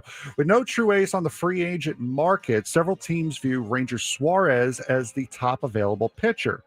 He doesn't overpower hitters, but he excels at limiting hard contact, posting MLB's lowest hard hit rate in 2025. Suarez has been consistently reliable with a 3.59 ERA since 2022 and owns a strong postseason track record. He's ranked as one of the top pitchers in this year's free agency class. It's him, it's Dylan Cease, and it's Framber Valdez. Yeah. That's who the top 3 are. And the teams that have the money to spend are going to go get those top 3 arms because everybody needs starting pitching. If I had to guess, I would say, Framber Valdez has been the most consistent guy, but my guess would be Cease gets the most money, followed by Ranger Suarez, then Framber Valdez. And I think all 3 of those guys are going to massive market teams. Yeah, absolutely. For huge contracts. Tatsuya Imai has officially posted. The top MVP pitcher, Tatsuya Imai, has been posted by the Cebu Lions and can now negotiate with MLB teams during the 45-day window that runs through January 2nd of 2026. The 27-year-old right-hander is expected to draw strong interest after posting a stellar 1.92 ERA with 178 strikeouts and only 6 homers allowed in 163 and 2/3 innings. Ranked the number 11 free agent overall, in my standout 2025 season included 8 innings of a combined no-hitter and 17 strikeout complete game shutout. Do we think he's going to go anywhere but the Dodgers? I mean, I just feel like he's just always going to. He's just going to be a Dodger. Sasaki 2.0. Yeah, I don't know. It's been kind of the same. It's been want to play on the West Coast, and well, to be fair, we haven't heard too much of, at least I haven't seen too much of what Imai's wants and needs are. That's also true. That's an interesting name to pay attention to. We know how big he has been, or should I say AJ Preller's been in the Japanese market. And there's 2 big hitters as well that we'll discuss a little bit later on. Devin Williams drawing widespread interest. Despite a rough 2025 season with the Yankees, Devin Williams is drawing strong free agent interest from around a dozen teams, including the Red Sox, Reds, Mets, Giants, Tigers, and Dodgers. Oh, my. His surface numbers were shaky with a 4.79 ERA, but his advanced metrics and a dominant finish, a 2.50 ERA, and 17 strikeouts over his last 19 outings suggests he's still an elite reliever. Many clubs believe he can return to the form that made him one of MLB's best bullpen arms from 2020 through 2024 until Pete Alonso completely broke him. Do we think he could be a closer again in Major League Baseball? Yes. Do we think he's going to get paid closer money? I don't think so, but I bet you he's going to get a nice payday again for another big market team that's got the money to spend. Absolutely. Who needs bullpen arms that are expensive? Good teams that have a lot of money to spend. Yep. The Pirates ain't signing Devin Williams. No, they're not. After a steep decline in production that led to his non-tender in 2022, Cody Bellinger could be headed back to the Dodgers. Los Angeles has shown interest in bringing back the former Rookie of the Year, MVP, and World Series champion as they look to upgrade their outfield. So a Cody Bellinger reunion possible in Los Angeles. I can see that happening. I feel like, I don't know. He just fits in as a Dodger so bad. I mean, I just feel like he needs to be a Dodger. In the worst ways. I know, in the worst ways. I think it'd be a good pickup for LA. Fresh off a near World Series win, the Blue Jays are aiming big in free agency. They're viewed as the favorites to sign star outfielder Kyle Tucker, and if that fails, could pursue Cody Bellinger or Kyle Schwarber.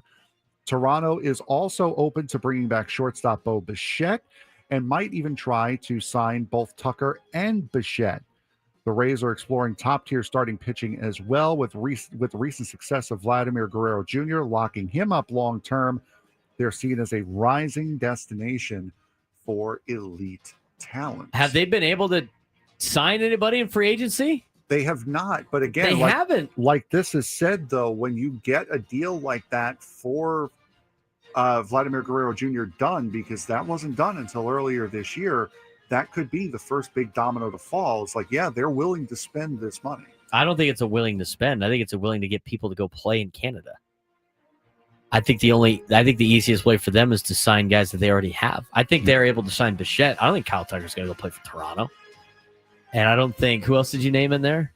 Schwarber. He ain't playing in Toronto Bellinger. either. I don't think any of those guys are going to play in Toronto. I don't think any of them want to sign and play in Canada. I don't think any of them do.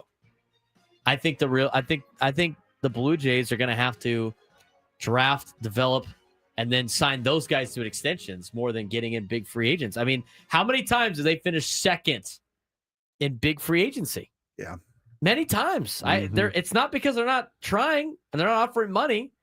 I just don't think players want to go through customs every time they go on a road trip. It sucks. It's a tough animal to have to play in a different country. We know Dave Roberts loves it. Yeah, exactly.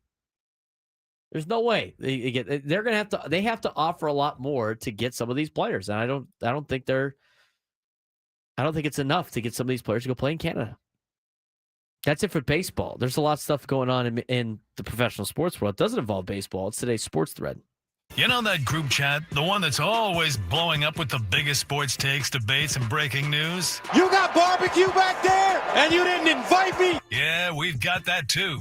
Welcome to the Sports Thread, where we break down the top 5 stories in sports, just like you would with your crew. Oh, no! Disaster! What a bad idea! No filters, no silence, just real talk. Brought to you by QC Kinetics. Stop sitting on the sidelines. QC Kinetics gets you back in the game without surgery. To learn how, visit QCkinetics.com. All right, Frank, what do we got today? Just continuing on. Number 1. Golden State Warriors coach Steve Kerr said he is very concerned that the NBA's increased pace of play combined with its condensed 82-game schedule is leading to increased soft tissue injuries. In the past 2 days, Milwaukee Bucks forward Giannis Antetokounmpo suffered a groin strain, and San Antonio Spurs announced that center Victor Wembanyama had left the game with a calf strain, and guard Stephon Castle with a hip flexor strain. 5 other NBA players are currently out with calf strains: Anthony Davis, Ty Jerome, Dylan Harper, John Morant, and Jrue Holiday.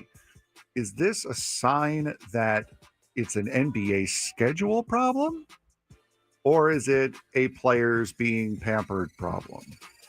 I think, well, here's the thing there's a difference between being in shape and being in basketball shape. Being in shape, being in football shape. There's a lot of those instances. There's a reason why a lot of these leagues used to make these guys do a lot of stuff and get into shape so they can make it through the entire season.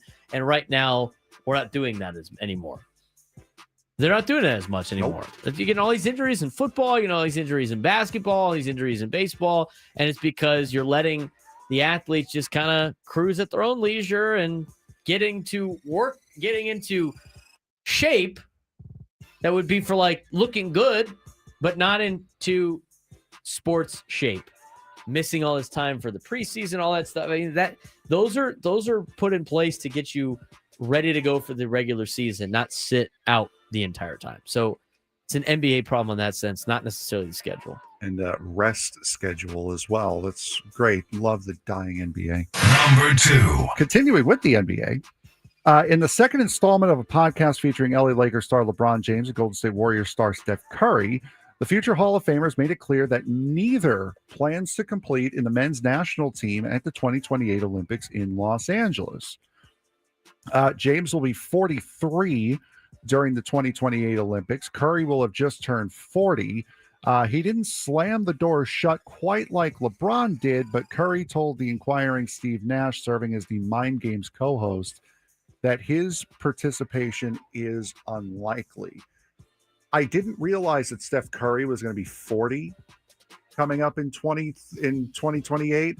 LeBron doesn't surprise me, but Steph Curry kind of did. And then I saw his age. I'm like, well, maybe that's not as surprising as I thought.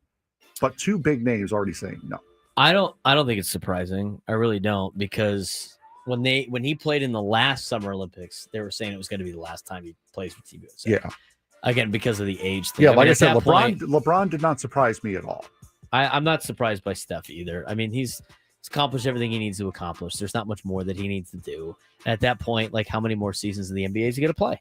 Yeah. So why would he play in the Olympics at that point? I mean, when you get to that age, let the younger guys go play in the Olympics. And if you want to continue your NBA career, you probably shouldn't be playing in the Olympics. Shouldn't be doing extracurriculars. Number 3. Pittsburgh Steelers quarterback Aaron Rodgers will not need surgery to repair a fracture to his left non-throwing wrist. Tomlin did not rule out the quarterback out for Sunday's game at the Chicago Bears, and the veteran's status will be determined later in the week. Coach said Rodgers, 41, will not participate today, and that Friday will be a key day in evaluating the quarterback's status for Sunday's game against the Bears. Is there a little bit more of a push to get him to play, seeing now how Baltimore is starting its resurgence? Yeah, because they need him to play at this point in time. Baltimore's right on their tail, like we thought. There's no, they don't have rest time now for Aaron Rodgers. He needs to go out there. He needs to be able to play. Or they got to be able to ride with what they have as a backup. I don't even know who the backup is in Pittsburgh. Last I remember, it was Mason Rudolph. Yeah, Mason Rudolph. Go ahead. But yeah, it's time to play now if you're Aaron Rodgers, especially with the pressure of Baltimore, who's favored in all their games on the way on the rest of the season. Like we talked about for the last, couple of weeks. Baltimore's putting the pressure on. Mm-hmm. Got to play. Number 4. The WNBA latest collective bargaining proposal would include revenue sharing with a team maximum salary of $1.1 million, available to more than one player per team, growing each year. WNBA officials updated the board on the latest proposal at this week's meetings. The new league minimum would be more than $220,000, with an average of more than $460,000, according to a source. Those numbers would start in the first year of the deal for more than 180 players and increase over the length of the CBA. So the WNBA max salary going up to $1.1 million. Well, they got more money. Good on them. See, with that, you get paid what somebody's willing to pay you for the job. Like, if they're not making money as a league, then that's how much money they're going to get paid. If they are making a lot of money and they're holding out, then yeah, we have another problem. But go the WNBA players get more money. New lunchtime hour when we come back. More popular than baseball.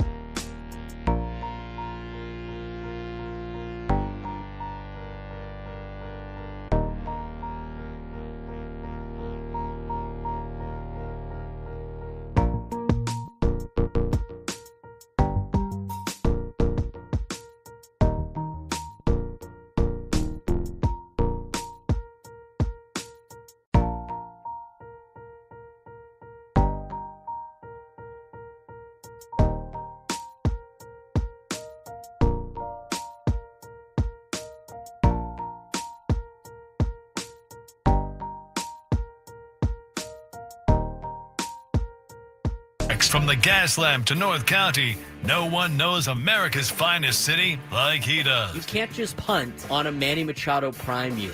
He's a fourth-generation San Diegan, born and raised in the heart of this community.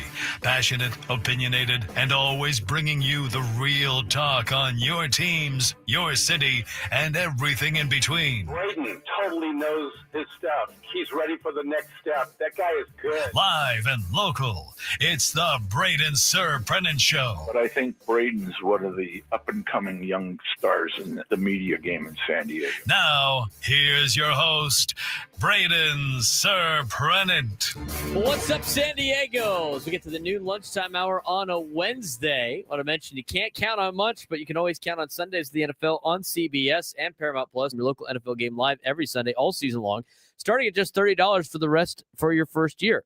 That's like $250 a month. Visit ParamountPlus.com/NFL to get started today. He's Frank Marchese. I'm Braden Surprenant. This is the Braden Surprenant Show, live and local each and every day from 10 to 2 on San Diego's #1 sports station, 97.3 The Fan. All right.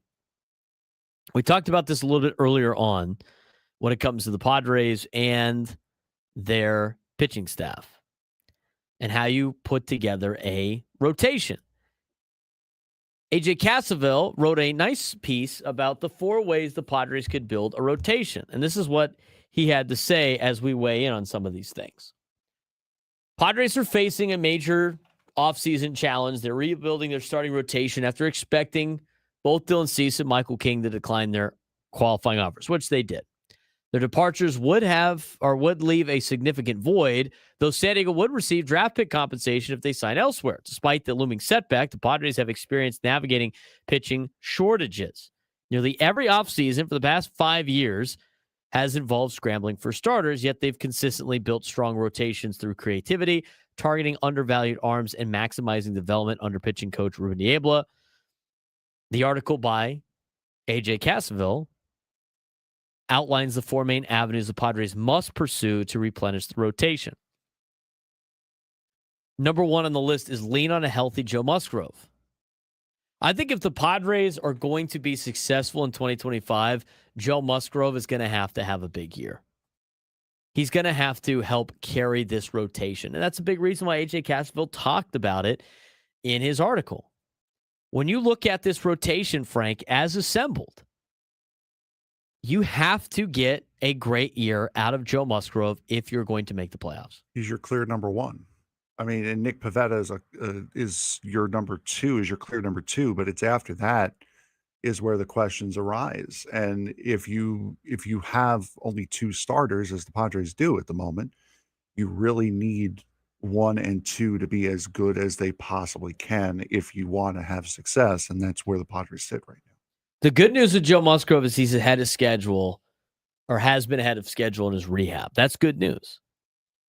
He was trying to get to a position where he could pitch later in the playoffs, maybe just for an inning, which we all thought was going to be, at least us on the show, thought it was going to be not necessarily the best idea. But with a Joe Musgrove healthy, and it's going to take him a little bit of time in spring training and however many weeks it takes, they need him to not only be healthy the entire year and post every single start, but they're going to have to rely heavily on Joe Musgrove. I think that's regardless of what they could potentially bring in and what they could potentially sign, trade for, whatever it may be. Joe Musgrove has to have a really good year. AJ Cassavell mentions that, Joe Musgrove is expected to return after undergoing Tommy John surgery in 2024. Padres will bring him back along slowly in spring training, but if he returns to his pre-injury form, which is a 3.20 ERA, 146 strikeouts, and 140 innings per year across 4 seasons, he could help offset the loss of Dylan Cease and Michael King. However, this is far from guaranteed, as Musgrove turns 33 and is coming off of a major surgery. That is also true. It's not a guarantee. And like we've mentioned before with the starting staff, every one of the players that is going to pitch for the Padres next season, at least in the starting rotation, is coming with some type of concern. For Joe Musgrove, he's 33 and he's coming off of a major injury. Can he get back to form that he was before he got hurt? That's a big question. But I agree with AJ Cassavell. You need Joe Musgrove to be exceptional. You need him to have a great year if you want the Padres to be able to survive 2025. Number 2 on the list. Find their next under the radar breakout star. This is kind of a given. We were talking about this earlier on the show. They have to go find a Brad Keller. They have to go find a bargain basement pitcher on the open market that's only going to cost you $7 to $8 million a year. Or a situation like Nick Pivetta where you sign him late and you give him options or potentially opt-outs, and you're taking a massive risk. Padres have done that so far. They have excelled at finding undervalued pitchers and turning them into high-level arms. Nick Pivetta was the arm from last year.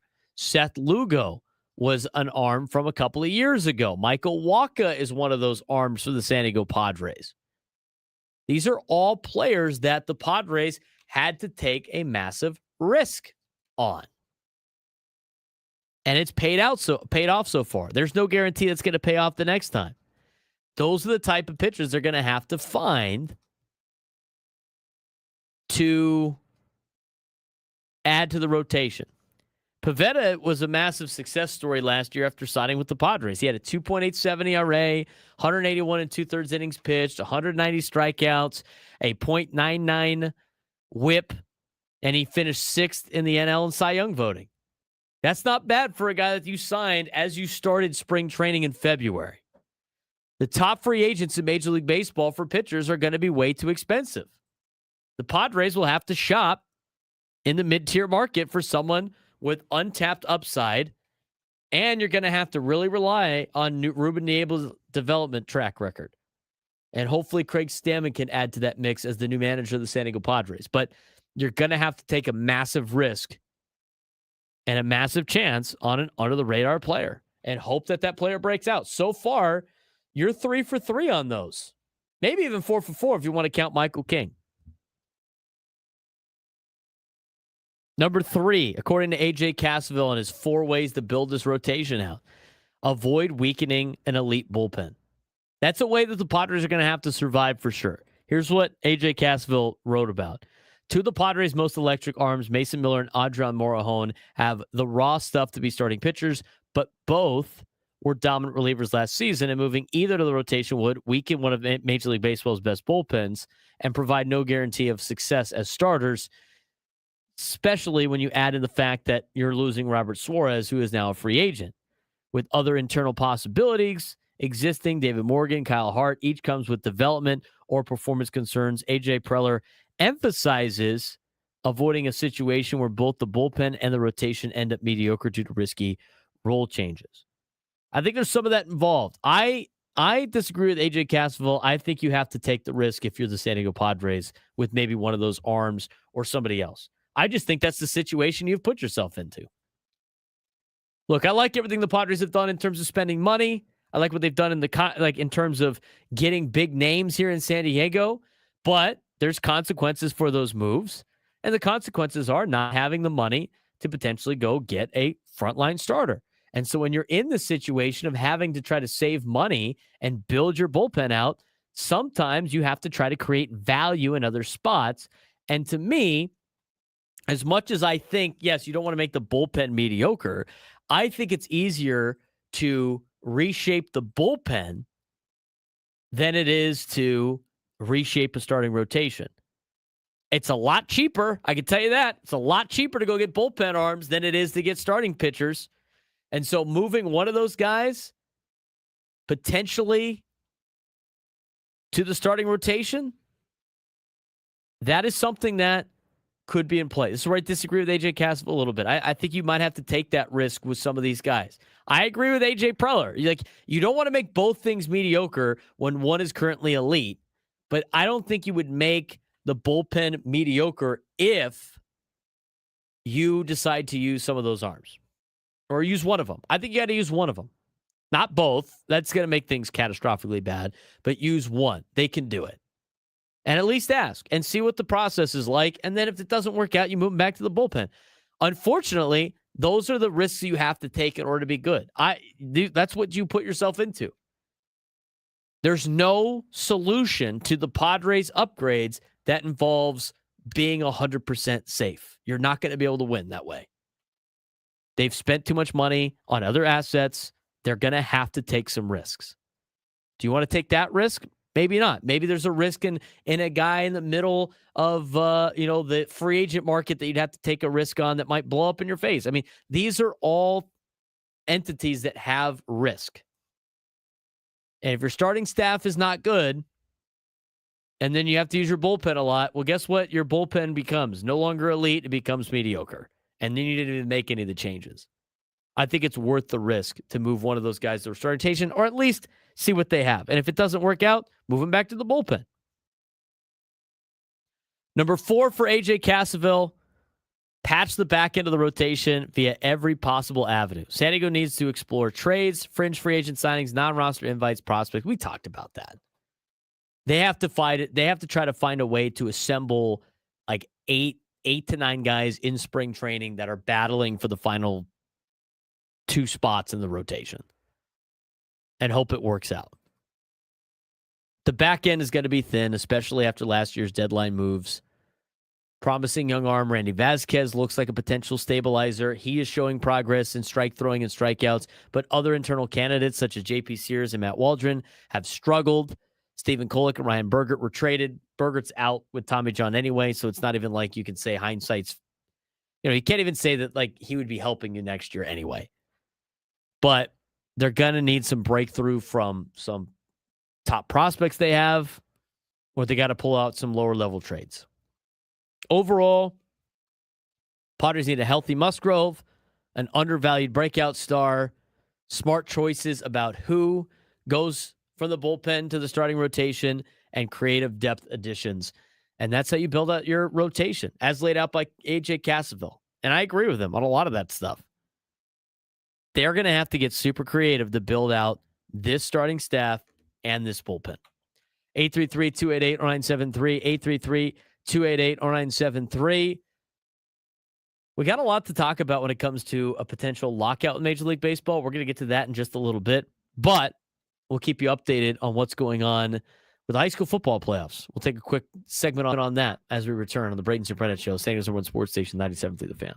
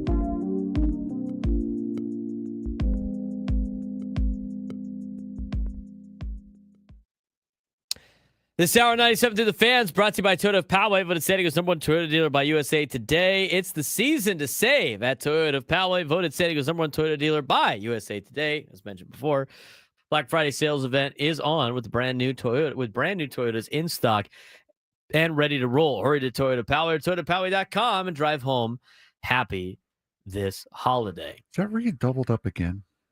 Yeah, they have it twice on there. Oh, for goodness sake. Which is not a Frank problem. That is just how it comes in the copy. I do want to remind everybody to remember to listen at 1 o'clock for us to announce today's biggest fan for a chance to qualify for a night in our Odyssey suite at a future Padres game with all of the fan staff. Register your name at 97throughthefansd.com/biggest fan in order to potentially have your name called. We will be announcing that at 1 o'clock. All right. I want to dive into this. We got to some of the high school football stuff yesterday. Here's the rest of it as we have a little bit of a shorter segment here, getting ready for, again, we're going to need a contestant for the Midday Sports Standoff, 833-288-0973, 833-288-0973. We're going to talk about that when we come back. We also are going to dive into some options for the San Diego Padres in terms of filling a lot of needs. And there are a decent amount of options out there and some familiar faces. We'll talk about that when we come back on the Braden Surprenant Show. But here's what you need to know about the high school football playoffs. We have semifinal games coming up on Friday. Division 1 through Division 5 are going to be playing in semifinal games on Friday. Here's what happened last week. We talked about the Open Division 1 and 2 yesterday, and the Open Division Championship game will be on the 25th, which is Tuesday. So a week from yesterday will be the CIF Open Division Championship. It will be the Cathedral Catholic Dons and the Carlsbad Lancers in a good game down at Southwestern College. Frank will be there. I will be there. Hopefully a lot of you guys that are friends of the show, fans of the show, will come out and support local high school football next Tuesday night. We are looking forward to it. Now, other entities in high school football, briefly recap. In Division 1, it will be Lincoln and San Marcos coming up on Friday, and it will be Mount Miguel and Granite Hills in a rematch. Those are the final four in Division 1. In Division 2, Santa Fe Christian will play the 12 seed Scripps Ranch, who has been on a little bit of a Cinderella story. They will be competing for Division 2 championship, for an opportunity to play in the Division 2 championship game. The winner of that game, either Santa Fe Christian or Scripps Ranch, will play the winner of San Diego High and Steel Canyon, who are playing to make them punch their ticket to a Division 2 championship game. In Division 3, last week, Central came out and beat Bishops 35-17. Luis Jimenez threw touchdown passes of 63, 44, and 43 yards. Defense piled up 10 tackles for loss and 3 interceptions, 2 by CJ Acosta and 1 by Joshua Garcia. Bishop scored on runs from Cash Herrera and Sanson Santiago, but it wasn't enough for Bishops as they lose to Central 35-17. Central is in the semifinals. They will be playing University City, who beat Madison 48-42 in a thriller of a rematch game. Deshaun Hill put on a show, 6 touchdowns and nearly 300 total yards. UC beat Madison 48-42. Christian over Ramona in overtime up on the mountain. Christian won 31-28. They are now in the Division 3 semifinals. Steven Benson hit a 38-yard game-winning field goal in overtime for the Christian Patriots. Caleb Runkle threw for over 306 yards and 4 touchdowns, 2 to Ronnie Scott and 2 to Soren Lacey. Christian wins it 31-28. Army-Navy Academy beat Patrick Henry 28-19. Judah Bogart threw 1 touchdown and ran for another for Patrick Henry. Calvin Glenn did everything, 100 receiving yards, a rushing score, and a long kick return, but it wasn't enough as Army-Navy beat Patrick Henry 28-19. Army-Navy will play Christian in the semifinals of the D3 playoffs. So it'll be Christian versus Army-Navy, Central Union, and University City. In Division 4, Westview beats Hilltop 45-28. Matt Guimon threw 5 touchdowns, 2 to Miles Miranda, and 1 each to Kyler Brown, Josh Haney, and Brogan Ford. Shout out Matt Guimon. He was one of the quarterbacks on my JV team from a couple of years ago. Great. Love to see him thriving for Westview. It's a big reason why Westview is in the position that they're in, one win away from making it to a CIF championship game. Eastlake beats Mount Carmel 45-29. Massive night for David Bronco. 4 rushing touchdowns and a 48-yard pick six. Mount Carmel's quarterback, Trevor Tomapau, in his final game threw for 330 yards and 4 touchdowns. Valley Center beat Mira Mesa 56-29. Braylon Mitchell accounted for 5 touchdowns, 1 rushing, 4 passing. Jesse Morales got 2 scored, and Gage Enright had another touchdown and an interception. Valley Center moves on to the semifinals. La Jolla Country Day outlasted El Cap 22-7. Jet Abston threw touchdowns of 34, 48, and 55 yards. 2 to Hesh Hertz and 1 to Quentin Cesare. La Jolla Country Day wins 22-7 over El Cap. La Jolla Country Day and Valley Center will be playing for a chance to go to a CIF championship game and play the winner of Westview and Eastlake. In Division 5, Hoover beat Sweetwater 52-49. Hez Manuel was unbelievable. 345 yards passing, 5 touchdowns, 130 yards rushing, and 2 more scores.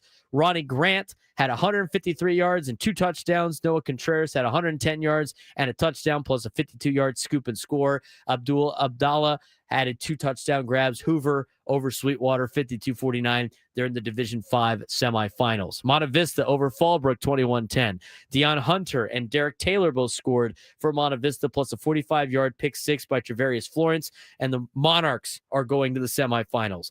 Canyon Hills beats Chula Vista 23-12.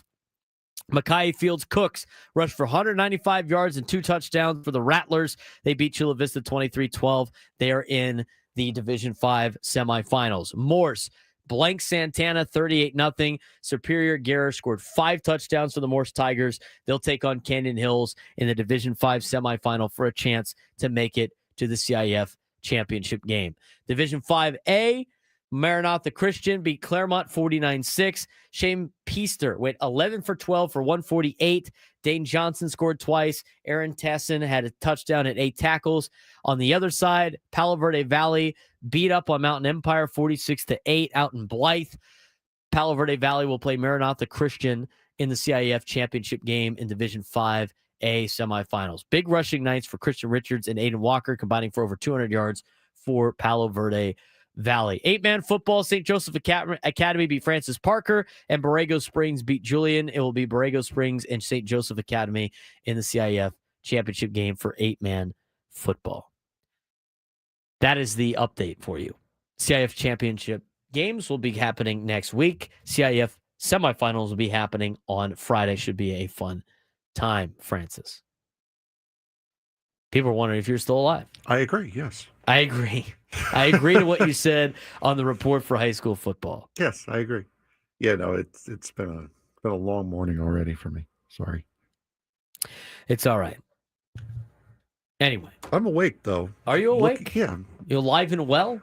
Yeah. Are you alive and well enough to tell us who you think the Padres should sign for free agency? It's called texting potential guests. And yes, I am. Is that what it is? Yes. Is that what it is? Yes. Well, Padres options for position players. Frank has put a list together. We are going to break down that list when we come back. We also need a contestant for the Midday Sports Standoff. We have one of those already. 288-0973, 833-288-0973. Go Aztec says. Frank's going to Taco Bell for the Carlsbad Cathedral game.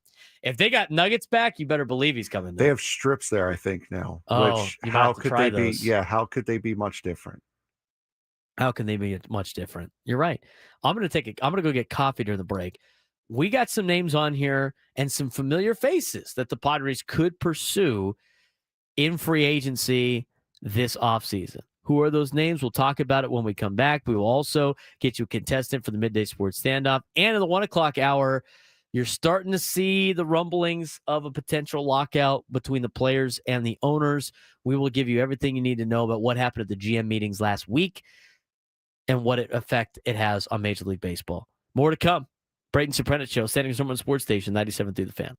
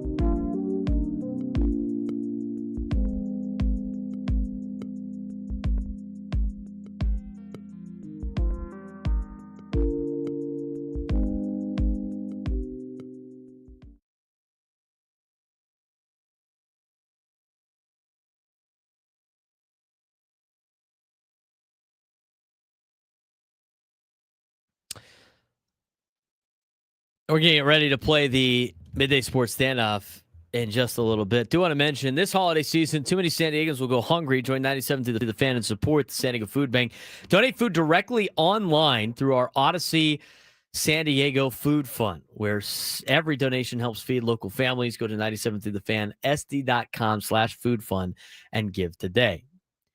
All right, we've gotten the news about ESPN and Major League Baseball on this new agreement on things. ESPN PR just put out a press release about it. And it has a bunch of different things that are in there that we might be able to take a look at in just a second from their press room. Now, Jeff Passan also tweeted this out. This is 2 minutes ago. Incredibly excited that Major League Baseball will remain on ESPN in 2026 and beyond. You'll be able to purchase MLB.TV through the ESPN app, and all Padres, Mariners, Diamondbacks, Guardians, Twins, and Rockies games will be streamed in-market exclusively on the app as well. Without having to pay for MLB.TV? I think it's probably like if you pay for the app, I think you get those games in market. For free. Right. You get them for free in market, which is great. It says exclusively, though. Does that mean it's exclusively only going to be on the app? Based on what ESPN has been trying to push to get people to watch their app, I feel like that would be the case, but I don't know. And we won't know until the Padres release something on this particular deal. But ESPN PR has put this together about what they're doing. So as we try to break this thing down, we will keep you updated on it as it goes about. But we do want to get to what some potential Padres options are for position players and whether or not it makes sense. And we're going to bring in Frank to help us with that. So what do we got in terms of what did Jeff Passan say that might be available for the Padres, or at least in general, at least players that fit roles for San Diego that might be available in the open market? Yeah, it's not necessarily players that are Padre available. It's just players that could fit around the team. If you want a power hitter, could look at possibly Eugenio Suarez. Want a home run hitter who doesn't cost 9 figures? Well, then Eugenio Suarez is your guy. Suarez hit 49 home runs last year at 34 years old. Reaches free agency. Hopefully, that teams will seize his power potential and look past his on-base percentage. He's likely to wind up on short-term, high-dollar deals for a team that needs a third baseman, possibly DH. How much money is Eugenio Suarez expected to make? Do we know? I do not know. Let's take a look real quick. I feel like he might be on the more expensive side, but he's 34 years old, right? Yes. So Eugenio Suarez is expected to make. He would be your big splash option. I saw a thing like on Spot Track that they have the Padres spending a total of $230 million. So if you use that kind of information as a general guide, you have $30 million to work with. Juan Ruiz is suggesting 3 years, 70. Yes, Fangraphs has him at 3 years, 60. But anyway, let's think about this from a perspective of if Spot Track is guessing correctly, and the Padres have said that they are going to be around where they were last year in like top 10 in baseball in payroll, and that puts you about $230 million, like Spot Track says. Again, give or take 5 or 10 million, I would say. If you only have $30 million to work with, can you afford to give 20 of it to Eugenio Suarez? Frank? No. The answer is no. No, he has played some first base in his career. So maybe you could try to make him a full-time first baseman. If that is the plan, if that is what you want to do, if he's okay with doing that, he's made 3 starts at first base. What do I and say? in one of those 3 starts, he made an error. So maybe that's not the plan you're going with.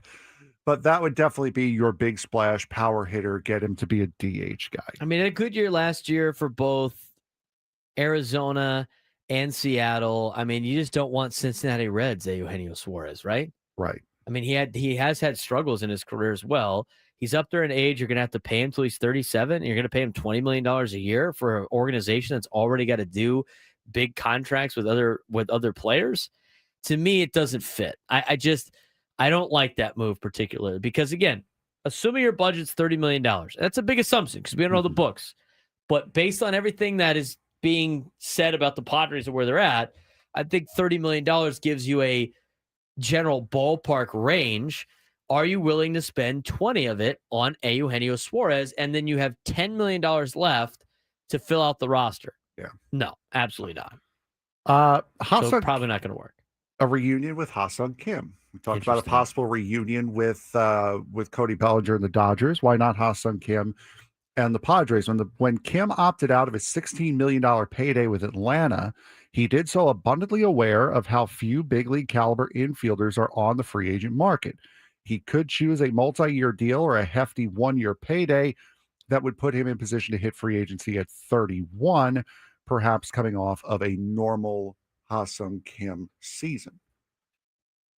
Could he come back as a utility infielder, kind of like what a Jose Iglesias came back for, granted with more money being owed? We're using these websites as predictions, right? Yeah, we're throwing out what ifs. Okay, so we're going to continue. We'll just keep the Padres have a $30 million budget. Mm-hmm. We're just going to keep that money. According to Fangraphs, who've done pretty well, and usually they undervalue players. Players have usually gotten more than what Fangraphs has said. They think Ha-Seong Kim's going to sign a 3-year, $45 million deal. So if you have $30 million to work, you're going to spend half of it on a position you don't need to be a utility guy where he's 30 years old? This coming from the organization that has 7 shortstops on their 9-man roster or their 9-man lineup. You would have to give them like $7 or $8 million a year. And even then, it's like it's not worth it. Why? So you could move Bogarts back to second base? And then what do you do with Cronenworth? Is he your first baseman now? Did you add any slug? No, he didn't add any slug. That's like paying for Luis Ariz. It's a more expensive Luis. At least Ha-Seong Kim can field. At least he has elite defense to go with his hitting. $15 million a year? If my budget's $30 million? No. If my budget's $45 million? Even then, that's kind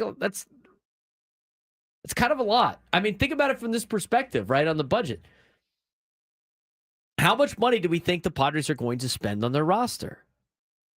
Even if they get it to the threshold, like the $244 million threshold that they might be at, it gives them like 40-something million dollars to work with. That still eats up a big chunk of what you have available to spend. They're close to the limit they want to spend.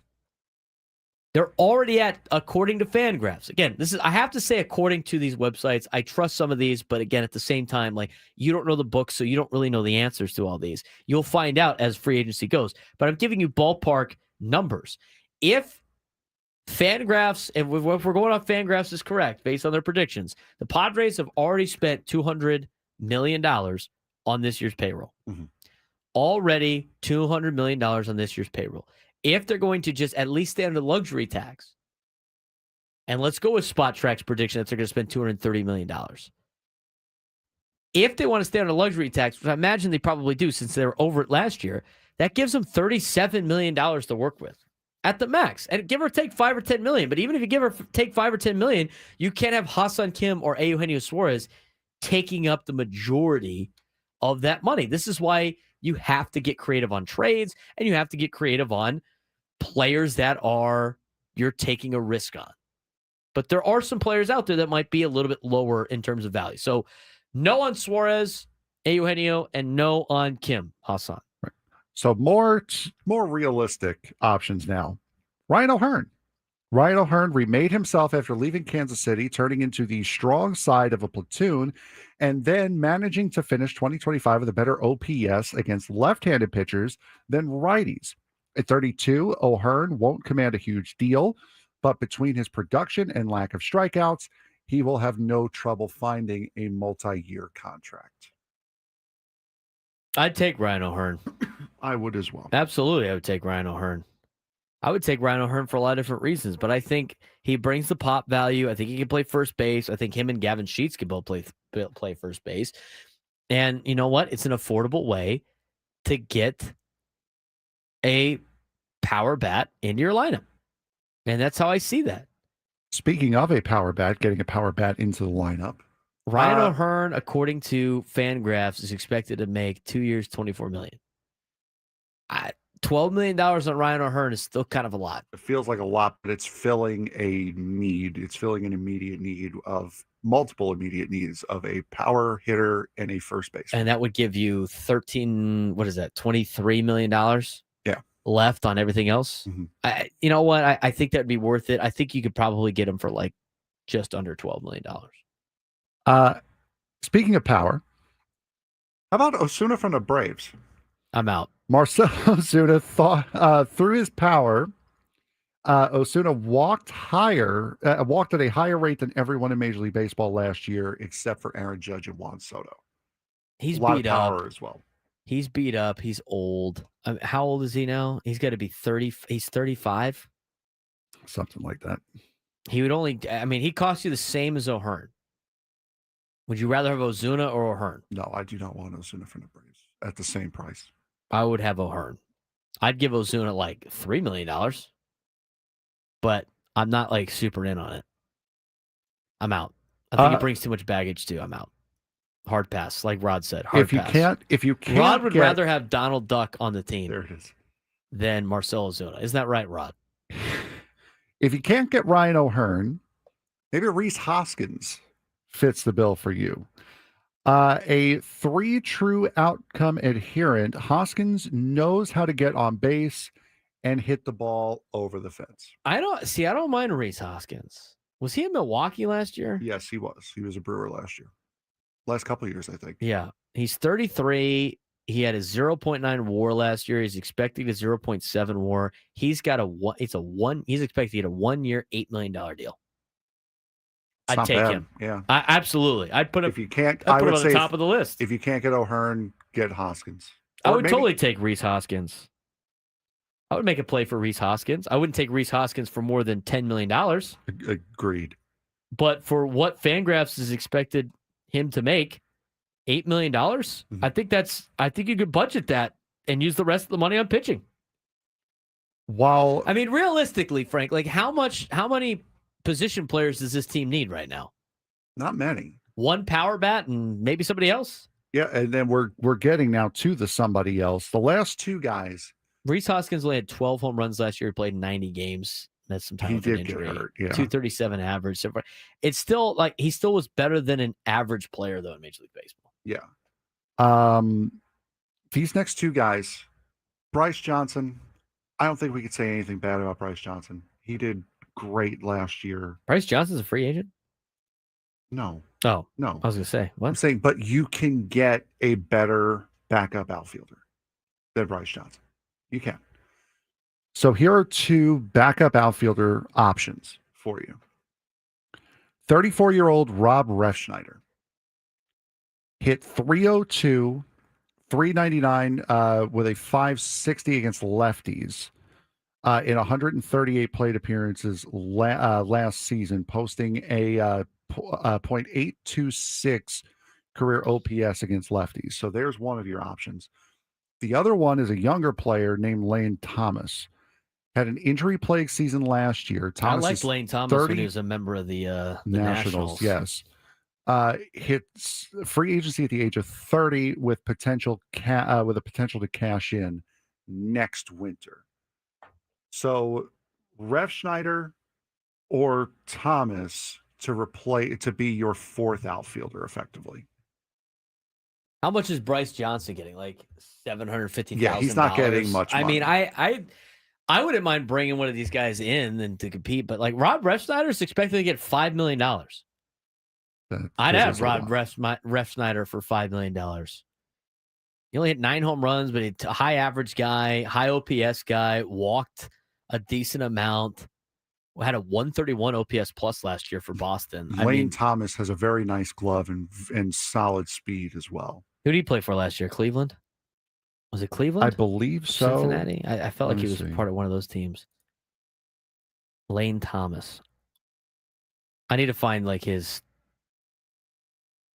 He was a Guardian last year. He was a Guardian last year. I'm trying to find him on this like projected deal. He had injury-prone season, so he didn't have a high WAR. He had 39 games last year. He hit $160, 4 homers, 11 RBIs, stole 4 bases in 5 chances. Oh, walked so his 14 WAR is probably times. super low, huh? It was minus 0.6. It was 0.6 or negative? Minus 0.6. Negative 0.6. Oh, I don't even know if he's going to be on here. Lane Thomas. Yeah, he doesn't have a projection for how much he could potentially 2023. get. But how about this? Like Fangraphs has him as he had his negative 0.5 Fangraph WAR. They project him to get a 0.7 projected WAR next year. I mean, you go back to, you're looking at him as his last full season. His last full good season was 2023. 156 games, 28 homers, 86 RBIs, 20 stolen bags, and 25 attempts.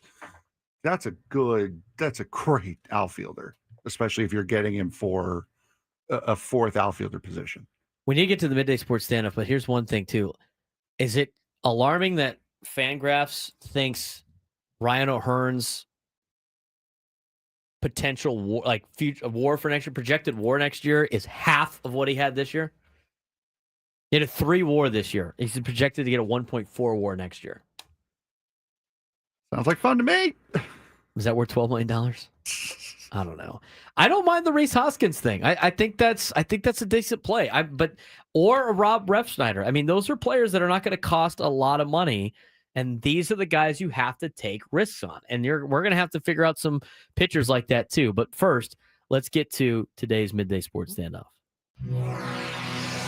Welcome to Midday Sports Standoff on the Braden Surprenant Show. I can't believe what I'm seeing right now. The ultimate head-to-head battle where sports knowledge and quick thinking collide. No, he's no good. Are you kidding me? Contestants will go toe-to-toe with Braden in a sports trivia deal where every correct answer brings them closer to victory. Down the sideline! Wow! Unbelievable! double. But 3 strikes and it's game over. This is not Detroit, man. This is the Super Bowl. Can you outsmart Braden? The midday sports standoff starts now.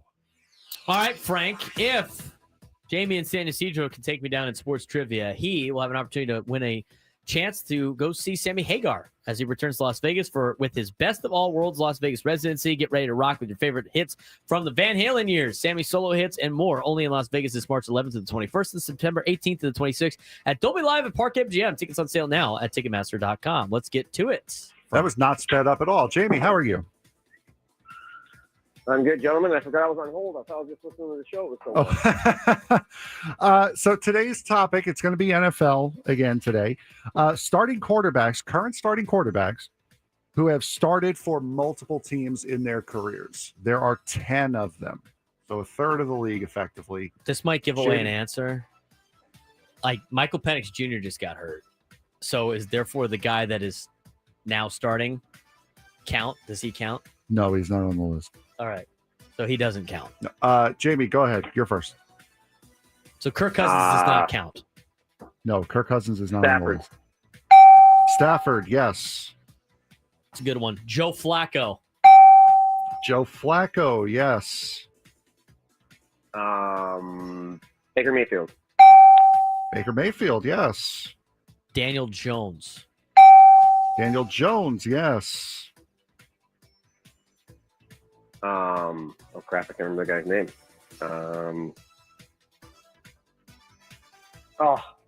Rodgers. Aaron Rodgers, yes.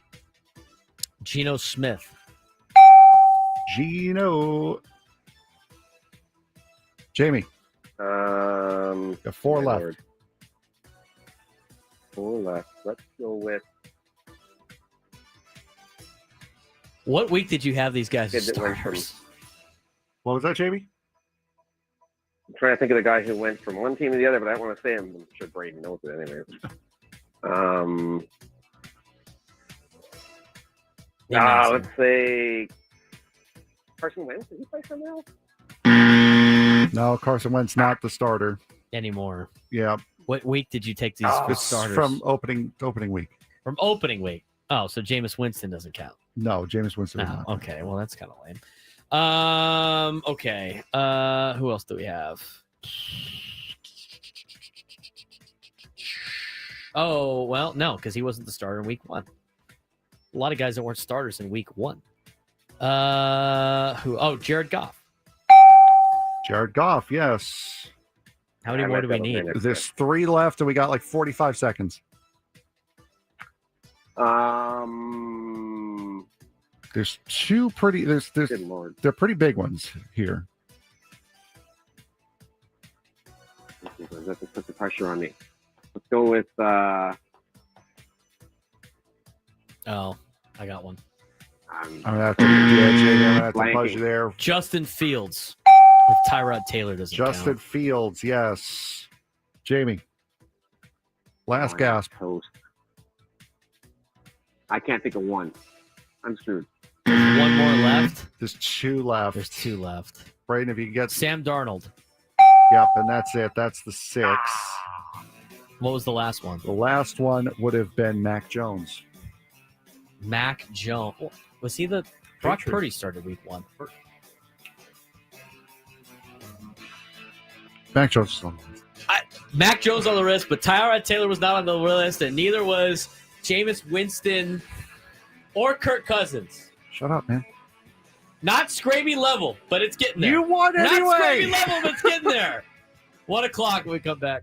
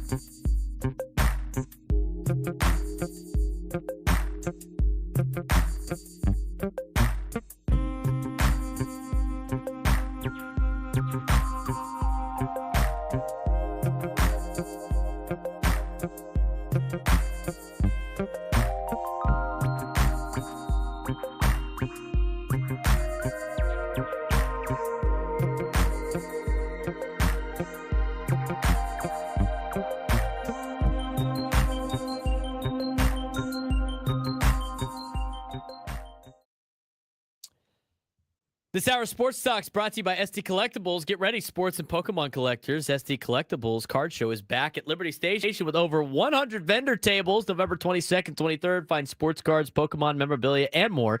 Visit stcollectibles.com for info. That's stcollectibles.com. You know what time it is, Frank. Well, I know it's not nap time. That's for sure. That was a half we checked hour off ago. Nap time. It's not nap time. It's not lunchtime. It's not snack time. What do we got? I think it's biggest fan time. Biggest fan time. There we go. That's exactly right. I'm learning. Well done. We also have tickets to give away for the Aztecs. That'll be tomorrow. Oh, it's tomorrow? I told you this already. It's tomorrow. Why would you put it on there already? Tomorrow because at the 1 I was o'clock hour. Forget tomorrow today, at the 1 o'clock hour, we'll be giving away Aztec tickets. Because if I forgot today, then that would have meant I most likely would have forgotten tomorrow. So I just put it on there now. I told you when I put it in there that it was for tomorrow. There's a big game tomorrow for volleyball in town. USD women's volleyball has a big game tomorrow. If they win the West Coast Conference. Hey, I think I got whiplash from that segue you just did. I did. So it's I'm just trying to just tease it longer and longer. They're on the edge of their seat. All right, congratulations to today's biggest fan, Julie Martinez in San Diego. Julie, give us a call within the next 10 minutes at 833-288-0973, 833-288-0973, and you will qualify for our grand prize, 20 tickets for you and your friends for a night in our Odyssey Suite at a Padres game with all of the fan staff later this season, catered by Spiro's Mediterranean Cuisine. Remember to register your name at 97throughthefansd.com/biggest fan. Julie Martinez in San Diego. You got 10 minutes, Julie. Brother, just no build up. 10 minutes. No nothing. Just blurts the name out. I had to today. We're 0 for 2 this week, by the way. What the hell, Sam? No. We're 0 for 1. Sam's 0 for 1. I'm not. No. Sam's this 0 is for the not. week. This is not a situation where, his at bat counts for my batting average. It's not. We're not doing that. That's on Sam. That's not on us. That's on you and Sam. You are 0 for 2. Sam's 0 for 1. Oh my goodness. I'm 0 for 1. I think we might be 0 for this week as a station. Hold on. Come on, what are we doing? I know it's we're getting close to the holidays. Let's pay attention. Yeah, here. Julie Martinez. What's no, going we're on? not. No, we're not. Only the morning show's got there too from Monday and Tuesday. But other than that, we are over. People are more engaged in the morning. They get their morning coffee. They're ready to go. Julie Martinez in San Diego. Give us a call. 833-288-0973. 833-288-0973. Sam too busy shopping his services. Yeah, his camp's shopping him around. He leaves Arizona State. Is he leaving here? Is he entering the transfer portal? This just as Adam asked him. Hey, Oh! Oh, wait a minute. Hold on. Oh, no, what? they're gone. No! You called in for a second. Give us a call. 833-288-0973. 833-288-0973. Julie Martinez. God, We had Ann call. Oh, it was her. There we there go. it is. Yeah, that... Hey, well done. How about that? See, again, Sam's 0 for 1. Frank's now 1 for 3, and I'm 1 for 2. Some of us are hitting 500 this week. Some of us are over, and some of us are batting 333, which, you know what, is okay. The 333 is okay. Yeah, get excited, Gonzo. Are you going to be at the CIF Championship game next Tuesday? You should be. You want to see me really fired up? Watch me on the sidelines of a high school football game. It's a different level of excitement. We have our first. Frank hasn't first seen qualifier of the week. Well done. You're hitting 333 now. Sam's over. The show is hitting 333 this week. I'm 1 for 2. That's cool. The show, which your name is on the show, True, is 1 for 3. Rod's coming to the CIF Championship game on Tuesday. That's cool. Rod, bring your friends. Tell your friends. Tell your friends. Tell your friends. Games at Southwestern College, Tuesday, 7 o'clock. And We'll like see you there. I said, fancy Mexican restaurant right across the street. Look for the big purple bell. Get yourself some chicken strips. Juan Ruiz, I'll see you there. We got to get a good contingent, and Rod, you got to coordinate. We'll have the Braden Surprenant show section. If I have leftover T-shirts, maybe I can bring some T-shirts to hand out. Southwestern College, that football field's actually quite nice. The facility. The facility is super quite nice. Yeah. Yeah, it is super nice. They just built a new gym. It's either a gym or a theater. I don't know. I believe it's a gym. Right next to it, there's also the Aqua Center that's there as well, right next to it, which is brand new. So a lot of cool stuff. Wait a minute. Are you telling me the Taco Bell across the street is a Taco Bell cantina? Is that what Rod said? God, I hope it's a Taco Bell cantina. That would just make it even better. What? You've never heard of a Taco Bell cantina? No. They have like mixed drinks and stuff there. They have like I think they have Baja Blast with oh yeah, I think so actually. Yeah. Is it they have a Taco Bell cantina across the street from Southwestern College? They just I don't know. They just renovated it a couple months ago. So like they just finished the renovation. What is that on Otay Lakes Road and East Street? Is that where it's at? No, H. It's right across. Street. It's between Southwestern College and Bonita Vista High School. Right. Yeah. Oh, is it on this side over here? I'm trying to find the Taco Bell. Oh my God, Taco Bell Live Moss Cafe? Are you kidding me? There you go. See that? Wow. Yeah, it's just renovated. Yeah, it's H and Bonita Road. Not Bonita Road. Bonita Road's way. No, it's Otay Lakes Road. Are you telling me Taco Bell Live Moss Cafe? What is a Live Moss Cafe? That's intriguing. New cafe, same Taco Bell. What? Your new favorite cafe is here. 20 plus new drinks handcrafted by our Live Moss Cafe Bellristas. They got churro chillers. What? Iced and blended coffees. It's like they have like coffee at these places. Yeah. Refrescas? Yes. Yeah, I've seen the signs for those. Yes. Oh my God. What is a Live Moss Cafe? It's your new favorite cafe. And yes, it's inside a Taco Bell. Live Moss Cafe serves bold, craveable drinks designed to energize your day and fuel your vibe. Crave-worthy coffee, creamy chillers, light and fruity refreshers, bold energy drinks, and seasonal creations, all made to match your mood and moment. Craig just called. Craig and Bonita just called. He is literally at the Taco Bell right now. Craig, what do we got at the Taco Bell Cafe? It's the Live Moss Katina. It has let's see, it has belly strut favorites. It's got churro chillers. It's got specialty coffees. It's got refrescas, and then it's got the whole menu too with all the other stuff. Oh my For God. food. What are the odds that Craig and Benita is down there right now? By the way, go Navy, beat Army, Craig. Hey, you remember me. That's All right, right. No, we got to remember, go Navy, beat Memphis first. That's right. We got a lot. This is an exciting month, Braden. We are going to do it. We're going to finally go to the championship. Yeah, well, I hope that's the case. Frank and I are going to the Army-Navy game again, Craig, so we'll be out there repping Navy. I got Ben. Ben is coming out and speaking at our luncheon on December 8th at Dave & Buster's, and I thought he was going this year, and he said he's not going. He hasn't been there yet. Yeah, so Frank and I will be there holding it down for the fan. We look forward to it. And Craig, we'll make sure that we got to get you to call in on our show that day and give us the whole rundown for us. Okay, will do. Okay, enjoy the Taco Bell. And, yeah, Southwestern College, the field and everything's brand new, AstroTurf. It's really nice. Good, Craig. I hope to expect to see you there on Tuesday, Craig. Come out and watch some high school football.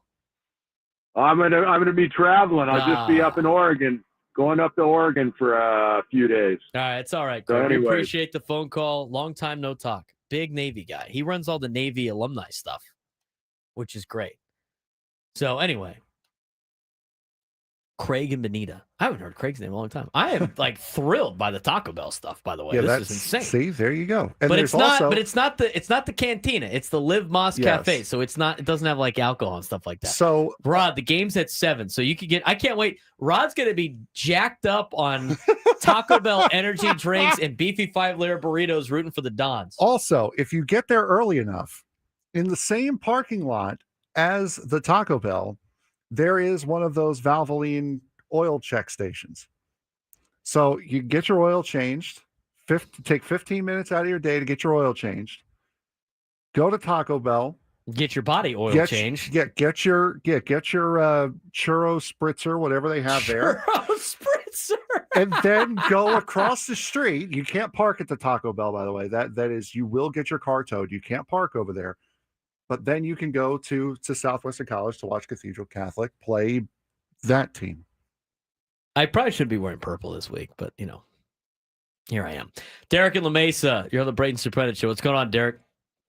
What's going on, man? How are you? I'm doing well. Hey, brother. I feel like I'm on the Jim Rome show right now because I got a couple of rants right here. So I'm going to start off with the Denver Broncos, okay? Hang on. I'm not a Bronco fan. Hang on. Not we got to play the Bronco. We got to play the Bronco thing there. Go ahead. Oh, the Denver Broncos. All right, go off, King. Here we go. I love it. I love it. I am so tired because, as you guys know, sorry, chat, this is your resident Oregon Duck fan. I'm so tired of listening to people talk about how bad Bo Nix is. Yeah, I know he's 48 years old and spent 15 years in college. Here's the deal, people. You don't accidentally trip into 9-2 if you're a horrid quarterback. I'm tired of it. Yes, he doesn't throw for 300 yards every game. And yes, he's 115 years old. He wins. He's 9-2. So stop that narrative. And then I'm going to get on you a little bit, Braden, because Braden, because Scraby never lets me on the show. And I jam him all the time on social media. I've been trying to get through to him. What is with Elo's hatred of Dan Lanning? Has he ever listened to the Dan Lanning story and the fact that his wife survived bone cancer and the fact that the guy was Alabama's #1 choice and they settled for sloppy seconds? A guy, by the way, Caleb DeBoer, that owned him when he was the head coach at Washington. I don't understand what this hatred is about Lanning. This dude is Oregon pure and pure. And you know what? The grass is damn green in Eugene. And with all these college openings and, he's going to go to Tennessee, he's going to go to Florida, he's going to go to LSU, he's not going anywhere. So I don't understand. Why would he go anywhere? I don't get it. Why would he go anywhere? And and I love ESPN College Game Day going back to Eugene for only the second time in the history of ESPN College Game Day, going to Eugene twice in 1 year.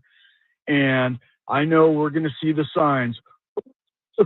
7,558 uniform combinations and 0 national champions. Well, I'll tell you what, all of you people out there that follow college football teams and NFL football teams that have all of these alternate uniforms, you have Phil Knight and Nike and the University of Oregon to thank for all these cool uniforms, because Oregon was the first to do it and everybody saw a money grab. So everybody does the same thing. So Elo, if you're listening, tell Scraby, answer my call, because I want to know why you hate Lanning so much. I got to know why too. Derek, I appreciate the phone call. Derek just letting it out. He's an angry duck. Angry duck. Quack, quack. Quackers fans are unhinged. I like Dan Lanning. I like the way he runs his defense. I like, he might be, I don't think he gets that annoying. I mean, some people think he's an annoying coach. He's a good coach. He wins. And anybody that thinks why would Dan Lanning ever leave Oregon? Why would you leave Oregon? Why would you leave Oregon to go to the SEC? That makes no sense. To what? To be second fiddle to Georgia? To be second fiddle to Alabama? Why would you leave? You have all of Nike's resources and the Nike machine behind you. And Phil Knight, who's going to spend unlimited amounts of money to try to win that one national championship before he passes away. Why would you leave Oregon? I don't understand. Based on the kids I know that are going to Oregon or have been offered by Oregon in town and what they say about Dan Lanning, they love Dan Lanning. And the other thing, too, is when you start to listen to what Oregon can do to get kids into school, to get kids to go to Oregon, you're like, I don't know why anybody wouldn't go to Oregon. They have way too many. They have more resources than you think. It's been disappointing so far. Like last year against Ohio State was very disappointing. But Oregon's legit. They're good. I don't know why anybody would hate Dan Lanning. What's the point? Like, what do you hate Dan Lanning for? It's an interesting take right there by Elo. I haven't heard Chris Elo's rants about Dan Lanning. I haven't. I like the fact they finally get to go back to the West Coast for College Game Day. Oregon and USC. You know what? The Pac-12 this year in football would be pretty good if they existed. I think a lot of schools are starting to realize how dumb it is to move to these other conferences. I mean, if you're Oregon, they didn't really have a say in the matter because USC and UCLA screwed everything up for everybody else in the Pac-12. But they're flying cross-country to play mediocre teams that can play in the Pac-12. They're flying to the East Coast to play Rutgers, who's like playing Washington State. So, anyway. Lanning walked on Elo's lawn. Nate, that is a haymaker right there in the YouTube chat. Anyway, like we talked about before, Rod's getting the Braden fans ready to go for the football game on Tuesday. Win or lose, it's going to be a fun game. So, but I will say, if you're there to support the Braden Surprenant show, you got to sit on the Cathedral side. I know that pains a lot of people. Juan, I better see Juan in the YouTube chat wearing red and gold on Friday night, on Tuesday night. Makes no sense. Tuesday night. Go meet up with Rod at the Taco Bell Cafe. Get yourself fired up with some whatever they got over there. And get yourself to Southwestern College. Should be a fun time. Frank will be there. I don't know if he's got to go to the Taco Bell Live Moss Cafe first. You might have to now, Frank. It might be an after. It might be a meetup. It might be an after party. Halftime meetup at the Taco Bell Live Moss Cafe. This Taco Bell's going to have no idea what hit it. Yeah, what's going on? Why are everybody wearing these Braden Surprenant show shirts here? What's going on? I should have made some red and gold ones for the game. That was a grave oversight by you. I know. It can't be too Donzish. It's too much. You got to have at least one. I know. Well, all the You gotta kids have on one my variant. team that want shirts, I like the brown and gold doesn't make any sense for Yeah, them. exactly. You Should be gotta the have red a- and gold so they could wear it on Spirit Dress Day. This is where we need the whatever, like one of the online shops is, where you can, like, you never even touch the stuff. It just prints out. Just you put the design in there and it just send it out. Gonzo, if you go to the Taco Bell, you got to come across the street to the CIF championship game. 833-288-973, Gonzo, 833. I thought we were just doing Taco Bell. You can do that on your own, Gonzo. Plus, you know what? It's a Tuesday before Thanksgiving. You don't want to cook that night. Go to Taco Bell. Go to Taco Bell and then come to the game. Fine Mexican cuisine. Exactly. You didn't do anything else for that. 833-288-0973, 833-288-0973. We're going to take a quick break. When we come back, we're going to get you updated on what's going on in the labor negotiations. They haven't even started yet, but you're starting to get the sense of what sides want, what sides don't want. Evan Drellich had a great article in The Athletic. We're going to break it down when we come back on the Braden Surprenant Show, San Diego Someone Sports Station 97 through the Fan.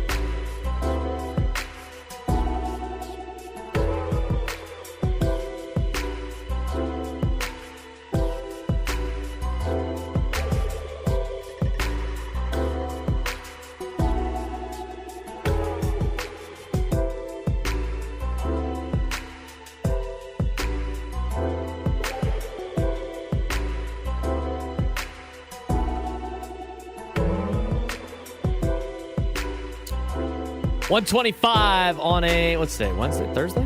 Wednesday. Today's Wednesday. Wednesday all day. This hour of Sports Talk is brought to you by SD Collectibles. Get ready, sports and Pokemon collectors. SD Collectibles Card Show is back at Liberty Station with over 100 vendor tables November 22nd and 23rd. Find sports cards, Pokemon, memorabilia, and more. Visit sdcollectibles.com for info. That's sdcollectibles.com. Let me get back to your phone calls. 833-288-0973. 833-288-0973. Should have a packed show tomorrow. Big volleyball game in town tomorrow as USD Women's Volleyball will be playing for a West Coast Conference Championship against Pepperdine. If they win, they will win the West Coast Conference Championship. We will have their head coach, Jen Petrie, on tomorrow. Look forward to that. We will also have Eddie Brown on tomorrow. Skylar should be back. It's about time. 2 weeks off, man. I mean, really? 2 bad weeks, too. She went 1-9 and I think 4-6 last week. We all had a bad week last week. When have we ever had a good week? This is the worst I've ever picked, like in games. It's the spreads are getting harder and harder. Yeah. So, anyway, she'll be back tomorrow. We'll do more of a football show tomorrow, unless there's breaking Padres news, which has happened the last 2 weeks on Thursday. There's one said, the Queen is back. Yes, she is. Want to get back to your phone calls. 833-288-0973, 833-288-0973. Ernesto in Chula Vista. You're on the Braden Surprenant Show. What's going on, Ernesto? Hello. I'm kind of interested about free agency and who we're going to get. The name that comes to my mind is Cody Bellinger. He could play the outfield and the first base. We're in need in first base. So what do you think of it? I mean, I'd love to have Cody Bellinger on the team. Ernesto, I like where your head's at. Obviously, he's young. He's a young player. He got a 4.9 WAR last year. Expect to get a 3.0 WAR this season. Going to be going to get a big contract, probably the biggest contract he's going to get. But the problem is Ernesto, and again, I appreciate the phone call, is he's going to cost a lot of money. And again, if we're thinking that the Padres budget's around $30 million, he's projected to get a 5-year, $135 million contract, which is $27 million. That gives you $3 million to work with everything else. I mean, he is just a luxury, unfortunately, you can't afford. And we went through that with a lot of different position players. We're going to talk about it from the pitcher standpoint. I think when you look at from a position standpoint, Frank, you're looking at a power hitter and maybe a bench piece is what you're trying to find. Correct. I think that's what you need to find. I think everything else needs to be pitching related. And if you can keep everything cheap from those guys, like I think like a Ryan O'Hearn or Reese Hoskins is a very affordable player to sign. And here's the conversation. Okay, here's the conversation we have every single offseason. They can get that power bat or a player like O'Hearn for $12 million, maybe $10 million. You could get a Reese Hoskins for about $8 million. These are the players that you sign during the offseason where when you get to the trade deadline, you don't have to make all these big trades to improve your roster. You already have it ready to go. Maybe you add something a little bit later, but this is the time, I think, to get players like that. And there's been a lot of players like that the Padres decided not to pursue, end up having good years, and then they go with the $1 million deal instead. And I just think this is a better plan of attack. But you know what? The Padres have made the playoffs 4 of the last 6 years, 3 of the last 4. I just feel like they should probably not have to cram at the deadline, like cramming for the test, like the day before. But it's an interesting thought. I think most of the money needs to be spent on pitching. And tomorrow we'll talk about some of the pitchers that are available. I think the pitching needs to come from maybe trades, but the question is, what do you have to trade? My answer to that every time when somebody asks, like, what do you have to trade? I go, I don't know. They always seem to trade something that's valuable every time the farm system gets depleted. There's names on that list that you don't even realize are, one, available, or two, you don't even realize that other teams want them. The trade thing is interesting. And there's a lot of pitchers that are available on the market. I think one that sticks out is a guy like Joe Ryan for the Minnesota Twins. I mean, what are the Twins going to do? We don't know what the Twins are going to do.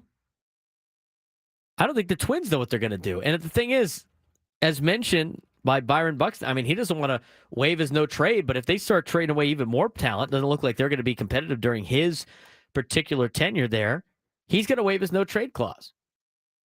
And then if that's the case, you're going to have a lot of the players that are not tied down to the ship asking to be traded. Joe Ryan's getting $5.8 million this year, potentially in arbitration. He's ARB3 next year. That is something that might be up the sleeve of the San Diego Padres. The other one is Pablo Lopez. Now, Pablo Lopez costs $21 a year. Only counts for $18 million towards the AAV, towards the salary cap. So maybe he might be affordable. Who knows? Maybe. And the other thing, too, is AJ Preller did a good job with these trades and getting teams to pay a lot of the contract down. I mean, the first year of Luis Arraez, the Padres didn't have to pay for him at all. They paid whatever, like, the small amount was that he had already been paid by the Marlins. The Marlins paid the rest of that one-year deal or the first year of the two-year deal. Joe Ryan, age 29 and a half. I mean, if the Twins are selling and they're not going to have Joe Ryan as part of their conversation of the future, he's not going to cost a gigantic prospect name because he doesn't he only has 2 years of control. It's a little bit different. It's not like Mason Miller, who's, under control for 4 years or whatever it was. Now, Byron Buxton's another potential option. You don't need an outfielder. I don't think he's enough of a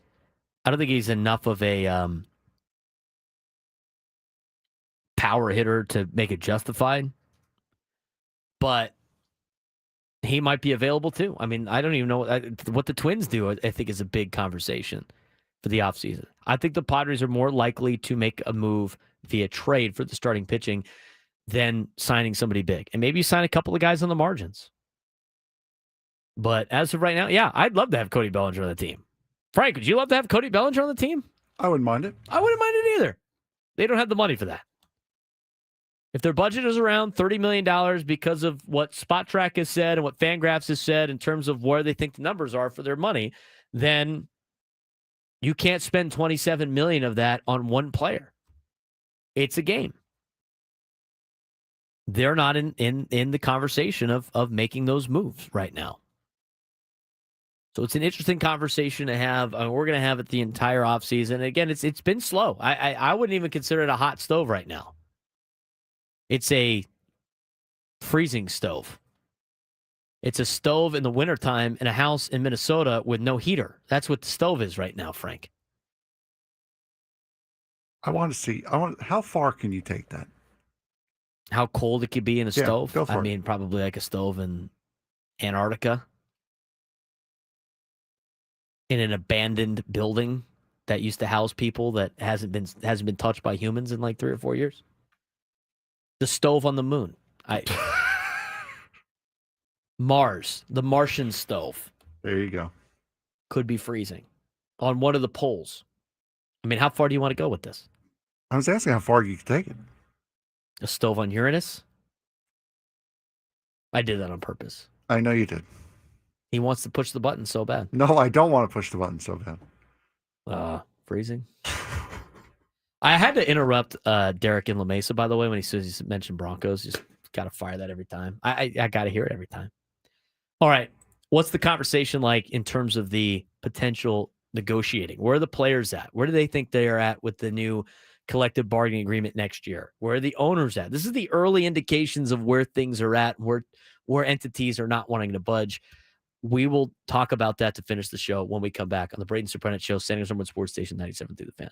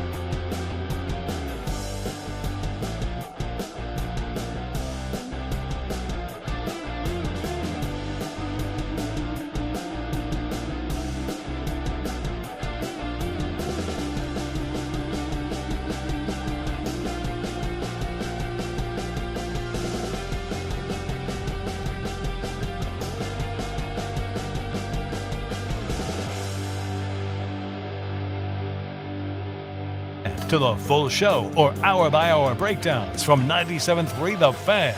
I woke up on the wrong side of the truck bed.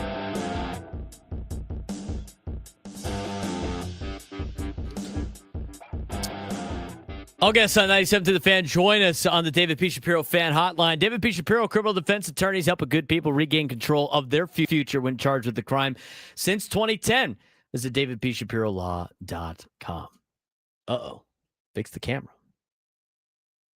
He's Frank Marchese. I'm Braden Surprenant. This is the Braden Surprenant Show, live and local each and every day from 10 to 2 on San Diego's number one sports station, 97.3 The Fan.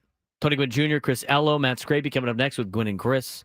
They're going to do their tribute to Randy Jones. We did ours earlier today. If you're just tuning in, Randy Jones passes away at the age of 75, a great man, a great person in the community, and somebody that, San Diego lost a really good man today or last night. I was fortunate enough to get to know Randy Jones and working in this field and working in this industry. I've interviewed him multiple times. Just a great, great human being that has left us now and has left this community, but has made a major impact on a lot of people's lives in San Diego. And we hope he rests in peace. Randy Jones, age 75, passed away yesterday. And I know Tony Gwynn Jr. and Chris Ello, who have known him a lot longer than I have, will have a lot of great stories to tell when it comes to Randy Jones on their show coming up in just a little bit. We do want to talk a little bit about this situation with Major League Baseball and the impending lockout, if you will. It just seems inevitable at this particular time. And we've gotten a little bit of information when it comes to the lockout with what happened at the general manager meetings. Again, full 2026 season is going to be fine. But it's what happens at the end of 2026. The collective bargaining agreement ends. And with that comes what is going to be a new collective bargaining agreement. And what is going on right now is Major League Baseball, their owners and their players disagree on a couple of things. Here's the updated information that you need to know. And Evan Drellich had a detailed article reporting on all of this, direct quotes from players, direct quotes from Tony Clark of the Players Association, direct quote from anonymous sources and people in front offices. I mean, it was a long article that laid out a lot of information. And in this article, Major League Baseball is riding its strongest wave of momentum in decades, driven by a thrilling World Series featuring superstar power, record international viewership, and a third straight year of attendance growth. Rule changes like the pitch clock, global stars, and a strong on-field product have executives unanimous. The sport is healthier than it has been in a generation. But underneath all the optimism is the single biggest threat to Major League Baseball's future: labor warfare. Current CBA expires after 2026, and early negotiations already show tension around competitive balance, payroll disparity, and the possibility owners push for a salary cap. A work stoppage in 2027, not just a lockout, but one that cancels actual games, is increasingly being talked about behind closed doors. Executives and agents alike fear that any missed games could derail MLB's momentum in a crowded entertainment landscape. One player agent said bluntly that if games are canceled, quote, they should both step down, referring to Commissioner Rob Manfred and Union Chief Tony Clark. Scott Boras, never shy, said baseball has never had this kind of momentum, and the NFL and NBA, quote, wish they had such a following. The parity debate is driving the conflict. MLB executives acknowledge huge economic disparities between franchises based on market size and media revenue, far more than the NFL and NBA. MLB presented numbers showing a top 10 payroll team has won the World Series 4 straight years. Bottom 15 markets haven't won a title since the Royals did in 2015. By the way, that Royals team had a top 10 payroll. Ratio of top 5 to bottom 5 payroll is 4.7, the largest ever recorded. It was 4.0 early in the CBA and 2.9 in the prior CBA. The union responded sharply, calling the league's numbers misleading because they include luxury tax payments, which don't go to players but are redistributed to small markets or fund player benefits. The Players Association counters with its own parity narrative. Since 2000, 16 different teams have won the World Series, more than the NBA, NFL, or NHL in that span. Caps in the NFL and NBA haven't magically created champions. 22 teams in those leagues combined still haven't won in that era. Executives also note MLB's product is simply better than a decade ago with more thoughtful league-wide planning. They insist competitive balance must be improved, but not at the cost of losing games. The question now facing MLB's leadership: how much change is worth risking games being canceled? The anonymous National League general manager summed it up the entire uncertainty. Quote, I truly don't know. Now, here's the thing. I understand what the players are saying, but their information is misleading also. The conversation is not about parity in terms of different teams winning all the time. The parity is giving opportunities to markets that are small. The parity argument is not that the Kansas City Chiefs have won multiple times in the last whatever, therefore it's not parity. The parity argument is, well, the Kansas City market is a market that has the ability to win a Super Bowl.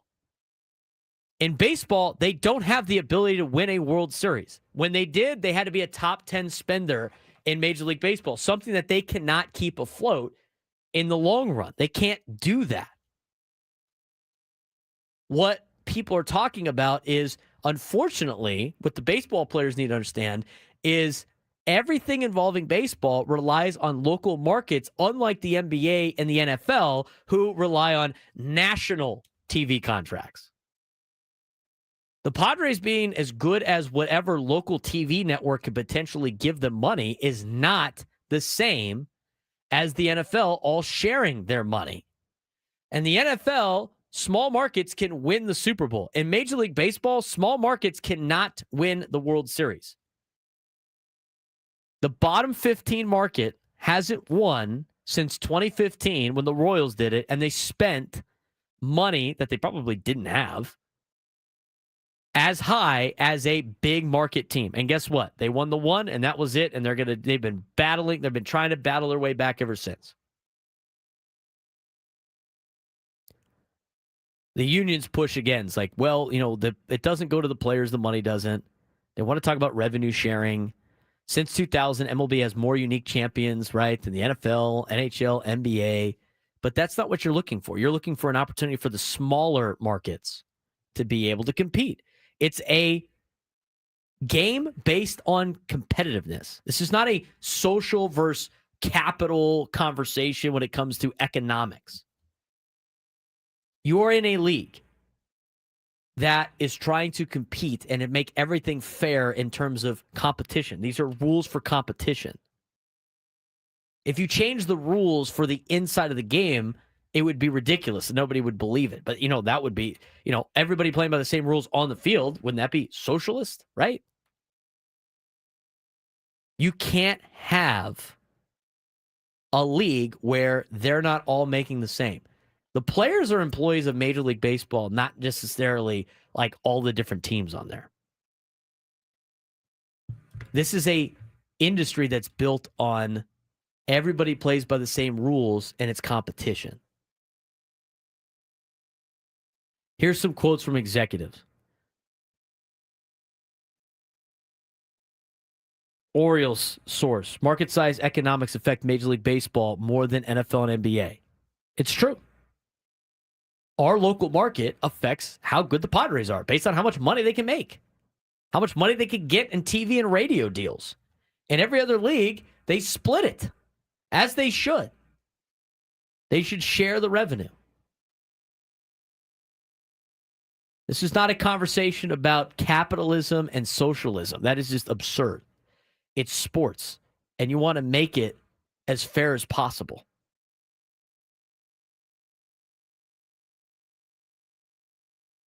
Charrington in the quotes of the Evan Drellich conversation. MLB's planning around game health is better than ever. Major League Baseball is in a golden moment, but on the brink of self-inflicted disaster.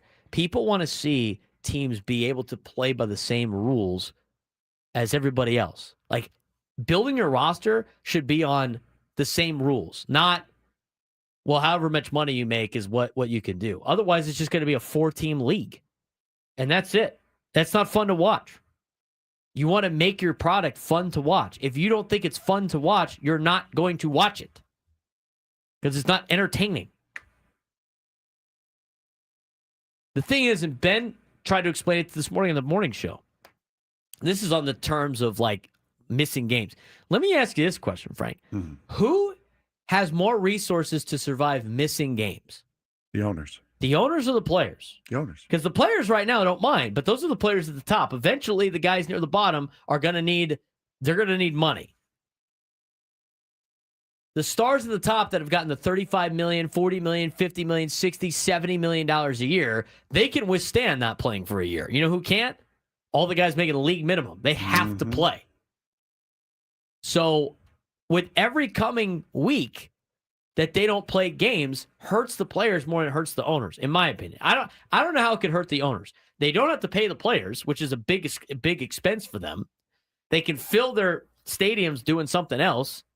They can still make money, or at least it's not going to hurt them as much. So the players holding out is interesting. But here's the other thing, too, and Ben explained it. If Major League Baseball is worth $1,000, let's just talk about it from a money standpoint, just to make it simple. See, Major League Baseball is worth $1,000, and the owners are getting $530 of those dollars, and the players are getting $470 of those dollars. The players are trying to fight to get closer to that 500 mark, so it's 50-50, right? That's kind of what they're trying to do. They want revenue share. They want equal revenue sharing, half and half. The problem is with missing games, and this is what Ben was alluding to, is if you miss the games and now baseball's only worth $800 and they split it 50-50, now the players are making $400 and the owners are making $400. It's 50-50, right? But both sides now, are they making more money or less money? Less. They're both making less. So sometimes it doesn't help anybody that they miss games. It's not going to hurt. It's going to hurt the owners for missing games, and it's going to hurt the players. They're going to hurt each other by missing games during this conversation, Frank. Yeah, no, and it also doesn't help that neither side trusts the other side. Like, there is zero willingness to talk. There is zero willingness to compromise on either side, which is why everyone is so insistent that this is going to be a lockout and this is going to drag on. And it's going to cause the missing games, if not missing the entire season. It's going to be a nasty little fight. And we've already seen it with some of the stuff that happened at the end of last year, going all throughout this season, the leaks that we're getting from both sides about what the other side wants, what the other side doesn't want to talk about, and this and that. It's not, I don't see any way this comes to a neat, clean end. The whole conversation about, like, well, the NFL has had more, they haven't had as many, champions. That's just ridiculous. It's not, was it the correlation? It's not the causation, whatever that saying is. There's still bad ownership groups in the NFL. See the Jets, the Bengals, see the Raiders. They all have the same budgets. Just because they have the same budget doesn't mean the teams aren't going to be like smart about it. The whole thing is make the players get spread out. But at least with the NFL, you have stars on every team. You want to see the Pirates have a chance to win a World Series on a normal year and not a year where everyone just says, bleep it, we're going to spend $500 million if it puts us in the poorhouse, and that's what it does. They're playing by the same rules. That's all you would want. They're playing by the same rules. If the Pirates decide to spend all their money on one player that's washed up and can't do it anymore, that's their prerogative. But they have the same budgets. Everybody should have the same budgets. The winner of your sport should not be the winner because of the fact that they have more money than everybody else. Exactly right. You should have the same resources involved, especially at the professional level. I'm sure we're going to talk about this a lot for the next 2 years. But it was interesting to see some of the reports coming out of the general manager meetings. For Frank Marchese, I'm Braden Surprenant. Coming up next, Tony Gwynn Jr., Chris Ello, and Matt Scraby for the Gwynn and Chris. San Diego's #1 sports station, 97.3 The Fan. Reigning MVP Josh Allen and the Bills look to get their season